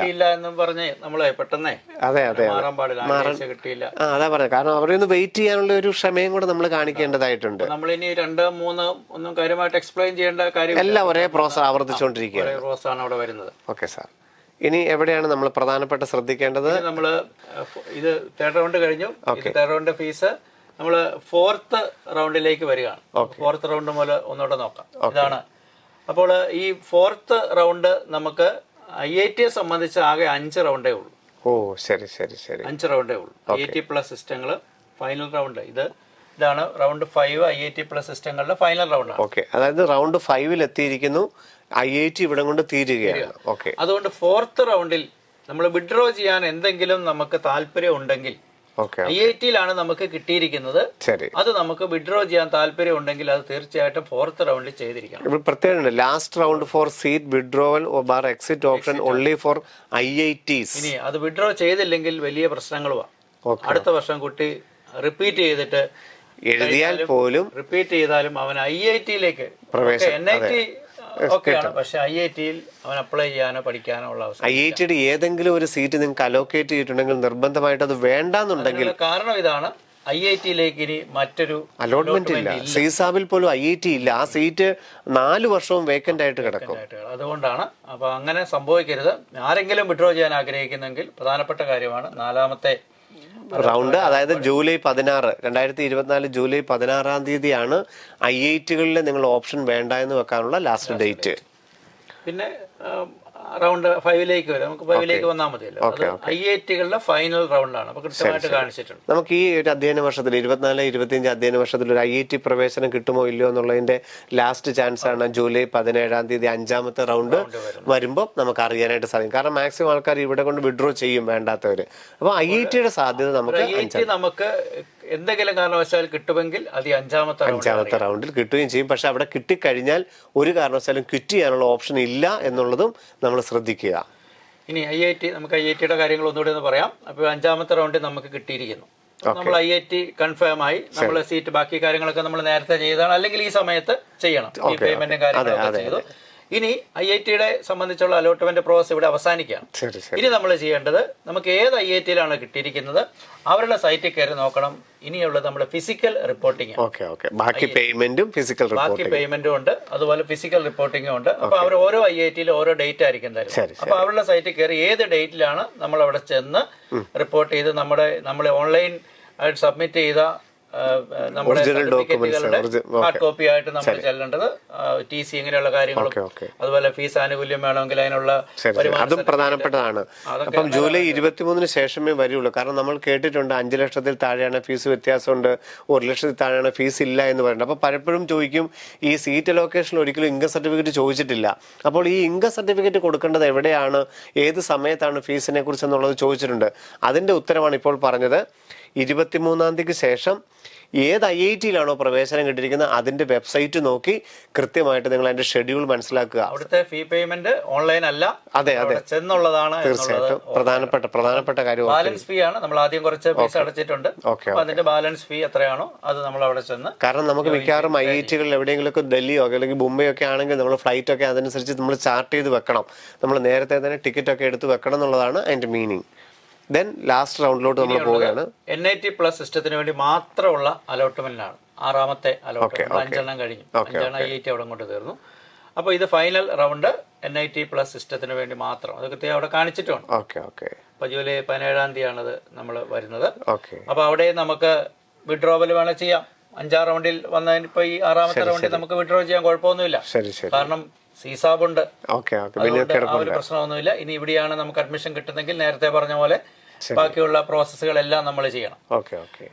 ഇനി വിഡ്രോവലിലും അതിന്റെ കുറെ കാര്യങ്ങളെല്ലാം നോർമലി ആ സമയത്ത് നടക്കും. അപ്പൊ NIT ആണെങ്കിൽ നമുക്ക് ഇപ്പോഴും വിഡ്രോ ചെയ്യാൻ 6ാമത്തെ റൗണ്ടും വിഡ്രോ ചെയ്യാനുള്ള സാധ്യത നമുക്കുണ്ട് എന്നുള്ള കാര്യം. അപ്പൊ നമ്മൾ ലാസ്റ്റ്, അതായത് ഈ വർഷത്തെ ജോസ അലോക്കേഷന്റെ 6ാമത്തെ റൗണ്ടിലോട്ട് നമ്മൾ എത്തി. അതായത് ഇത് NIT പ്ലസ് സിസ്റ്റത്തിന് മാത്രമേ ബാധകമുള്ളൂ. സാർ, ഇവിടെ എന്തൊക്കെയാണ് നമ്മൾ ശ്രദ്ധിക്കേണ്ടത്? ഒരു NIT നിൽക്കുന്നുണ്ടെങ്കിൽ അവിടുന്ന് ക്വിറ്റ് ചെയ്യാനുള്ള ഒരു അവസ്ഥ, അല്ലെങ്കിൽ ഇനി ലാസ്റ്റ് അലോട്ട്മെന്റ് വരുന്നു, അപ്പൊ ഇവിടെ എന്താണ് കുട്ടികൾ ശ്രദ്ധിക്കേണ്ടത്? ഈ വർഷം NIT നിൽക്കുന്നുണ്ട്. IITയെ സംബന്ധിച്ച് നമ്മൾ പറഞ്ഞു 4ാമത്തെ റൗണ്ട് വരെ നമുക്ക് വേണ്ടാന്ന് വെക്കാൻ അവസരമുള്ളൂ. ഇവിടെ നമുക്ക് ഒരു റൗണ്ടും കൂടെ കിട്ടും. 5ാമത്തെ റൗണ്ടിൽ നമുക്ക് വേണമെങ്കിൽ നമുക്ക് വിഡ്രോ ചെയ്യാം. അതെ, നമുക്ക് 23-ാം തീയതി വരെ സമയമുണ്ട്. നമ്മൾ വിഡ്രോ ചെയ്യണേ ചെയ്യാം.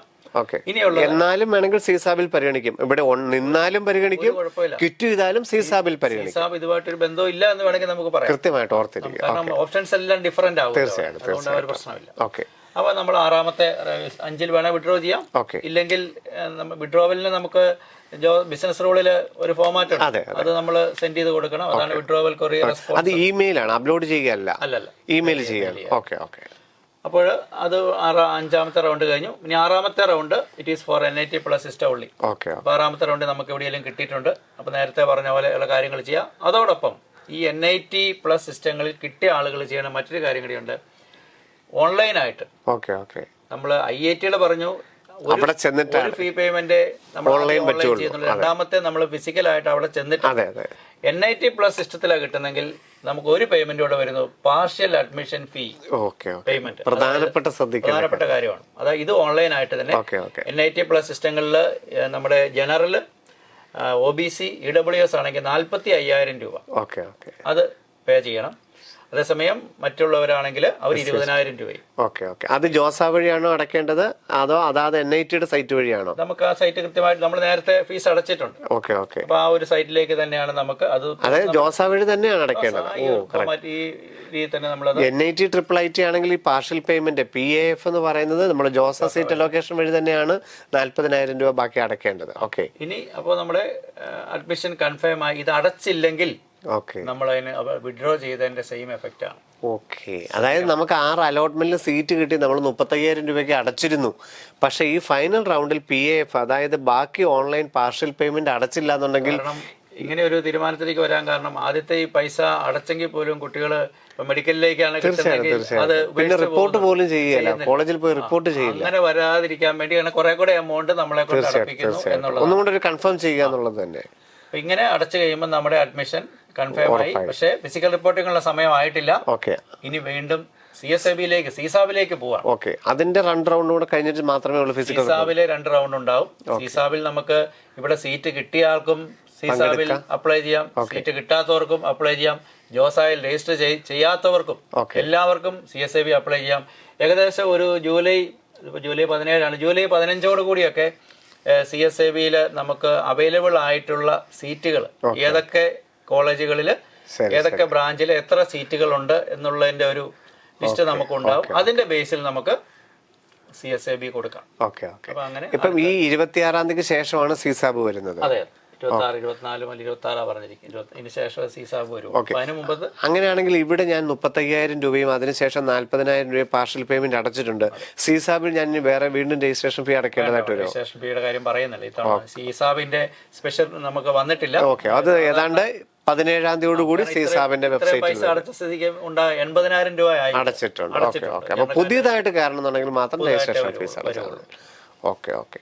അപ്പോൾ ഈ 2024-25 IIT, NIT, IIIT, CFT, central funded ഇൻസ്റ്റിറ്റ്യൂട്ടിലെ ഒക്കെ പ്രവേശന രീതികളെ കുറിച്ചാണ് വളരെ വ്യക്തമായിട്ട് ജോബി സാർ നമുക്ക് പറഞ്ഞു തന്നത്. ശ്രദ്ധിക്കേണ്ട പല കാര്യങ്ങളും, ഫീസ് അടയ്ക്കുന്ന കാര്യങ്ങൾ, സർട്ടിഫിക്കറ്റുകളുടെ കാര്യങ്ങൾ, ഫ്രീസ്, ഫ്ലോട്ട്, അതുപോലെ സ്ലൈഡ് എങ്ങനെ യുക്തിപരമായിട്ട് ഉപയോഗിക്കാം. പലപ്പോഴും അവിടെ നമ്മൾ കയറി കൂടുതൽ ഓവർ ആങ്സൈറ്റി നമ്മൾ ഏതെങ്കിലും കൊടുക്കും. അങ്ങനെ കൊടുക്കാതെ നമ്മൾ വളരെ സമാധാനത്തോടെ അലോക്കേഷനെ കുറിച്ച് നോക്കുക. ഇവിടെയൊക്കെ നമ്മൾ ഇതിനെ സഹായിച്ചത് എന്താണെന്നറിയോ? നമ്മൾ ആദ്യം പേപ്പറിൽ തയ്യാറാക്കി നമ്മുടെ പ്രിഫറൻസ് ഓർഡർ, പിന്നെ നമുക്ക് 2 മോക്ക് അലോട്ട്മെന്റ് നടക്കുന്നുണ്ട്. അവിടെയും നമുക്ക് കൃത്യമായിട്ട് സാധ്യതകൾ അറിയാം. അപ്പം ജോയിന്റ് സീറ്റ് അലോക്കേഷൻ്റെ ഷെഡ്യൂളിനെയാണ് നിങ്ങൾക്കിപ്പോൾ പരിചയപ്പെടുത്തിയത്.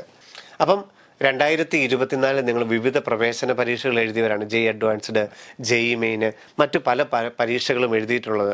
നിങ്ങളുടെ ഈ പ്രിഫറൻസ് ഓർഡർ തയ്യാറാക്കുമ്പോഴൊക്കെ വളരെ കൃത്യമായിട്ട് NIT-യും IIT-യും IIIT-യും അവിടെയുള്ള കോഴ്സുകളെയും ഒക്കെ സാറ് വിശകലനം ചെയ്യുന്നുണ്ട്. ഓൾറെഡി യൂട്യൂബിനകത്ത് എനിക്കൊന്ന് ബ്രില്യൻ പാര JEE ചാനലിനകത്ത് സാറും നിഖിൽ സാറും കൂടെ എല്ലാ NIT-യിലെ ഓരോ കോഴ്സിനെ കുറിച്ച്, IIT കോഴ്സിനെ കുറിച്ചൊക്കെ വളരെ ഡീറ്റെയിൽ ആയിട്ട് പറഞ്ഞിട്ടുണ്ട്. അതിനപ്പുറത്ത് നിങ്ങൾക്ക് ഈ പ്രിഫറൻസ് ഓർഡർ നൽകാനായിട്ട് ഏറ്റവും അടുത്ത് തന്നെ നിങ്ങൾ വീണ്ടും വീഡിയോ അപ്ലോഡ് ചെയ്യുകയും ചെയ്യുന്നുണ്ട്. അപ്പം ജോസ അലോക്കേഷൻ്റെ ഈ ഒരു രീതിയെ കുട്ടികൾ സമീപിക്കേണ്ടതിൻ്റെ ആ ഒരു കാര്യം, അല്ലെങ്കിൽ IIT, NIT ഒക്കെ എന്തായിരിക്കാം ആ മനസ്സിലൂടെ ആ കുട്ടിക്ക് കടന്നു പോകേണ്ടത്? അപ്പോൾ നമ്മൾ അക്കാഡമിക് പ്രോഗ്രാം സെലക്ട് ചെയ്യുമ്പോൾ വളരെയധികം ശ്രദ്ധിക്കണം. ഞാൻ പറഞ്ഞല്ലോ, JEE മെയിൻ, JEE അഡ്വാൻസ്ഡ്, ഇത് രണ്ടുമാണ് നമുക്ക് മെയിനായിട്ട് വരുന്നത്. ആർക്കിടെക്ചറൊക്കെ വരുന്നുണ്ട് എങ്കിലും. അപ്പോൾ നമ്മൾ IITs തന്നെ പല ലെവലിലുണ്ട്. Tier 1, Tier 2, Tier 3. അതുപോലെ തന്നെ NITs വരുന്നുണ്ട്, Tier 1, Tier 2, Tier 3 എന്നുള്ള രീതിയിൽ. IIITs എല്ലാത്തിനും ആ ഒരു നമ്മൾ കാറ്റഗറൈസ് ചെയ്യണം. എങ്കിലേ നമുക്ക് അതാണ് ആദ്യം ചെയ്യുന്നത്. നമ്മൾ പ്രിഫറൻസ് ഓർഡർ കൊടുക്കുമ്പോൾ അതൊന്ന് ചെയ്യണം. അപ്പോൾ അതിനെക്കുറിച്ച് വളരെ ഡീറ്റെയിൽ ആയിട്ട് സാർ അടുത്ത് തന്നെ പറഞ്ഞു കൊടുക്കുകയും ചെയ്യുന്നുണ്ട്. അത് അഡ്വാൻസ്ഡിൻ്റെ വെച്ചുകൊണ്ടാണ് IIT വരുന്നത്. അപ്പോൾ കുറേ IITക്ക് ശേഷം നമുക്ക് വളരെ നല്ല NITs ഉണ്ട്.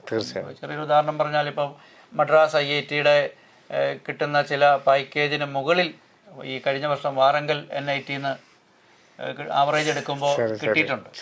അപ്പോൾ നമുക്ക് ഒരു NIT കുറവാണെന്ന് ഇല്ലെങ്കിൽ പറയാൻ പറ്റിയല്ല. IIT നല്ലത് തന്നെയാണ്, നമുക്കറിയാം. അത് ഇന്റർനാഷണൽ ആയിട്ട് നമുക്കൊരു അക്സെപ്റ്റൻസ് ഉള്ള ഒരു ബ്രാൻഡ് തന്നെയാണ്. അതേസമയം നമുക്ക് ചില പ്ലേസ്മെന്റുകളൊക്കെ ആഗ്രഹിക്കുമ്പോൾ ചില ഇൻസ്റ്റിറ്റ്യൂട്ടുകളിൽ നല്ല രീതിയിൽ പ്രൊമോഷൻ കിട്ടുന്നുണ്ട്. ചില ഇപ്പം നമ്മൾ തെലങ്കാനയെ കുറിച്ച് പറയുമ്പം അവിടെ ഒരു പ്രത്യേകത നമ്മൾ കാണാറുള്ളത്, അവിടുത്തെ ഹോം സ്റ്റേറ്റ് കോട്ടായാലും അതർ സ്റ്റേറ്റ് കോട്ടായാലും വരുന്ന കുട്ടികളുടെ റാങ്ക് ഏകദേശം ഒരുപോലെയാണ്. കാരണം നമ്മൾ JEE മെയിൻ്റെ റിസൾട്ട് എടുത്ത് നോക്കുമ്പോൾ ഒരു 20% അടുത്ത് സ്റ്റുഡൻസ് തെലങ്കാനയിൽ നിന്നുണ്ട്. അവർ തന്നെയാണ് ഹോം സ്റ്റേറ്റ് വരുന്നത്. അപ്പോൾ അതുകൊണ്ട് അതർ സ്റ്റേറ്റ് വരുമ്പോഴും ഒരേ റാങ്കിൽ തന്നെയൊക്കെ വരാറുണ്ട്. അപ്പൊ അങ്ങനെ ചില പ്രത്യേകതകൾ ഉണ്ട്. അതുപോലെ ട്രിച്ചി NIT വളരെ നല്ല NIT ആണ്. ഇന്ത്യയിലെ വർഷങ്ങളായിട്ട് 1ാം സ്ഥാനം കീപ്പ് ചെയ്യുന്ന NIT ആണ്. ഏത് റാങ്കിങ് സിസ്റ്റത്തിലും നല്ലതാണ്. അപ്പൊ അതൊക്കെ നമ്മൾ പരിഗണിക്കണം. പിന്നെ ആ കുട്ടി നമ്മൾ എന്തായി മാറണം എന്നുള്ള ഓരോ കുട്ടിയുടെ ഒരു അതിനകത്തും കൂടെ ഒരു പാഷനെയും കൂടി ഇതിനകത്തൊന്ന് ചേർക്കേണ്ടതല്ലേ? പ്ലേസ്മെന്റിനും പാക്കേജുകൾക്കും ഒക്കെ അപ്പുറത്ത് ഇഷ്ടപ്പെട്ട് പഠിക്കുക, അറിഞ്ഞ് പഠിക്കുക, അതൊക്കെ വളരെ പ്രധാനപ്പെട്ട കാര്യം. അങ്ങനെയൊക്കെ ഉള്ള ഒരു കാലഘട്ടത്തിലേക്കാണ് നമ്മൾ വന്നിരിക്കുന്നത്, അല്ലെങ്കിൽ വന്നു കഴിഞ്ഞു. കാരണം നിങ്ങൾ കുട്ടികൾക്കറിയാം, നമ്മൾ സോഫ്റ്റ്വെയർ ഫീൽഡിലാണ് പല കുട്ടികളും സെലക്ട് ചെയ്യുന്നതെങ്കിലും ഒരു AI സോഫ്റ്റ്വെയർ എഞ്ചിനീയർ വന്നു കഴിഞ്ഞു. അപ്പോൾ അത് മുന്നോട്ട് വരുമ്പോൾ ഒരു 6 മാസത്തിനകം ഇപ്പോൾ വന്നിരിക്കുന്ന ഡെവിൻ ഒരു 14% അൽഗോരിതംസ് ആണ്, അല്ലെങ്കിൽ കോഡിംഗ് ആണ് നിലവിലുള്ളത് ചെയ്യാൻ പറ്റുന്ന. അതിൻ്റെയൊക്കെ പെർസെൻറ്റേജ് കൂടിക്കൂടി വരും. അപ്പോൾ നമ്മുടെ സ്കിൽസ് വളരെ പ്രധാനപ്പെട്ട കാര്യമാണ്. നമുക്ക് ഏത് മേഖലയിലാണോ നമുക്ക് സ്കില്ലുള്ളത്. ഇപ്പോൾ ഫിസിക്സ് പഠിച്ചപ്പോൾ നമുക്ക് ഇലക്ട്രിസിറ്റിയും ഇലക്ട്രോസ്റ്റാറ്റിക്സും അല്ലെങ്കിൽ ഇലക്ട്രോണിക്സും ഒക്കെ ഉള്ളൊരു താല്പര്യമുള്ളൊരു കുട്ടി, അവന് കോഡിങ് അത്രമേൽ ഒരു താല്പര്യമില്ല, പഠിച്ചു എന്നേ ഉള്ളൂ, കുഴപ്പമില്ലായിരുന്നു. ഇങ്ങനെയൊക്കെ ഉണ്ടെങ്കിൽ തീർച്ചയായിട്ടും CS-നും അപ്പുറം മറ്റ് ബ്രാഞ്ചുകളെ കുറിച്ച് ആലോചിക്കണം. ഫസ്റ്റ് ഇയർ മെക്കാനിക്സ് ഇൻട്രസ്റ്റ് തോന്നിയ കുട്ടി അവന് മെക്കാനിക്കൽ എഞ്ചിനീയറിനെ കുറിച്ച് ആലോചിക്കണം. കാരണം ഇനിയുള്ള ഒരു കാലഘട്ടത്തിൽ ആവശ്യം mechanical engineer with electrical engineering knowledge and computation skills, അതുപോലെ electrical engineer with mechanical engineering knowledge and computation skills. അപ്പം മൾട്ടി ഡിസിപ്ലിനറി ആയിട്ട് പ്രോഗ്രാമുകൾ സെലക്ട് ചെയ്യാൻ പ്രോഗ്രാമുകൾ നമ്മൾ അതുപോലെ തന്നെ കോളേജിൽ പഠിക്കുന്ന സമയത്തും മാക്സിമം നമ്മൾ നമ്മുടെ ഈവൻ സെമ്മിലൊക്കെ ഇന്റേൺഷിപ്പുകൾ ചെയ്യുക. അതുപോലെ പ്രോഗ്രാമുകളുണ്ട്, മാക്സിമം സർട്ടിഫിക്കേഷൻസ് റെഡിയാക്കുക. IIT-യുടെ NPTEL-ന്റെ പ്രോഗ്രാമുണ്ട് സ്വയം. അതുപോലെ വിദേശത്തുള്ള ഓൺലൈൻ കോഴ്സസ് പ്ലാറ്റ്ഫോമുകൾ കോഴ്സിറയുടെ ഒക്കെ ഉണ്ട്. അപ്പോൾ അങ്ങനെയൊക്കെ നോക്കി, അതുപോലെ നമ്മുടെ ടെക്നോളജിയിലുള്ള പല കമ്പനികൾ, അതായത് മൈക്രോസോഫ്റ്റും സിസ്കോയും ഒക്കെ ഓരോ പ്രോഗ്രാംസ്, ഷോർട്ട് ടൈം പ്രോഗ്രാംസ് ഒക്കെ കൊടുക്കുന്നുണ്ട്. അതൊക്കെ നോക്കി അറിഞ്ഞ് പഠിക്കണം. സോഫ്റ്റ് സ്കിൽസ് ഡെവലപ്പ് ചെയ്യുക, ലീഡർഷിപ്പ് ക്വാളിറ്റി, കമ്മ്യൂണിക്കേഷൻ സ്കിൽസ്, അതുപോലെ തന്നെ ഫോറിൻ ലാംഗ്വേജ് പ്രധാനപ്പെട്ട കാര്യം. ജർമ്മൻ, ഇനിയിപ്പോൾ ജപ്പനീസിന്റെ ഒരു കാലം, കൊറിയൻ, അതൊക്കെ നമുക്ക് പറ്റുമെങ്കിൽ ചില കോളേജുകൾ ഇപ്പൊ തന്നെ പ്രൊവൈഡ് ചെയ്യാൻ തുടങ്ങിയിട്ടുണ്ട്. അപ്പൊ അതൊക്കെ ഇങ്ങനെ പഠിച്ച് മുന്നോട്ട് പോവുക. വളരെ സീരിയസ് ആയിട്ട് തന്നെ നമ്മുടെ ഈ അക്കാഡമിക് പ്രോഗ്രാംസ് സെലക്ട് ചെയ്യുന്നത് നമ്മൾ ലോജിക്കലായിട്ട് അല്ലെങ്കിൽ റാഷണലായിട്ട് അത് ചെയ്യാനായിട്ട് എല്ലാവരും ശ്രദ്ധിക്കണം എന്നുള്ളത്. അപ്പം നമ്മൾ പലവിധ എൻട്രൻസുകൾ എഴുതി നമ്മളുടെ സ്വപ്നങ്ങൾക്കൊക്കെ അടുത്ത് നമ്മൾ വളരെ എത്തിയിട്ടുണ്ട്. അപ്പോൾ ആ തിരഞ്ഞെടുപ്പിൽ അവനവൻ്റെ പാഷനും ആറ്റിറ്റ്യൂഡും എത്രത്തോളം നമുക്ക് അതിനകത്ത് ഹാർഡ് വർക്ക് ചെയ്യാനായിട്ട് സാധിക്കും എന്നുള്ളതൊക്കെ അവനവനിലോട്ട് തന്നെ നോക്കി, മറ്റുള്ളവനിലോട്ട് നോക്കാതെ അവനവനിലോട്ട് തന്നെ നോക്കി നിങ്ങൾക്ക് തിരഞ്ഞെടുക്കാൻ സാധിക്കട്ടെ എന്ന ആശംസയുമായി നിർത്തുകയാണ്. അതോടൊപ്പം ജോബി സാറിന് വീണ്ടും എൻ്റെ ബ്രില്യൻ ഫാമിലിയുടെ പേരിലും നിങ്ങൾ ഓരോരുത്തരുടെ പേരിലുമുള്ള എല്ലാവിധ നന്ദിയും അറിയിച്ചുകൊണ്ട് വീണ്ടും കാണാം. നന്ദി, നമസ്കാരം. എൻട്രൻസ് സംബന്ധമായ വാർത്തകളും അപ്ഡേഷനുകളും ഏറ്റവും വേഗം ആധികാരികമായി അറിയാൻ ബ്രില്യൻ സ്റ്റഡി സെന്റർ പാല യൂട്യൂബ് ചാനൽ സബ്സ്ക്രൈബ് ചെയ്യുക. ബെൽ ഐക്കൺ അമർത്തുക. ഈ വീഡിയോ മറ്റ് സുഹൃത്തുക്കളിലേക്കും ഷെയർ ചെയ്ത് നൽകുക.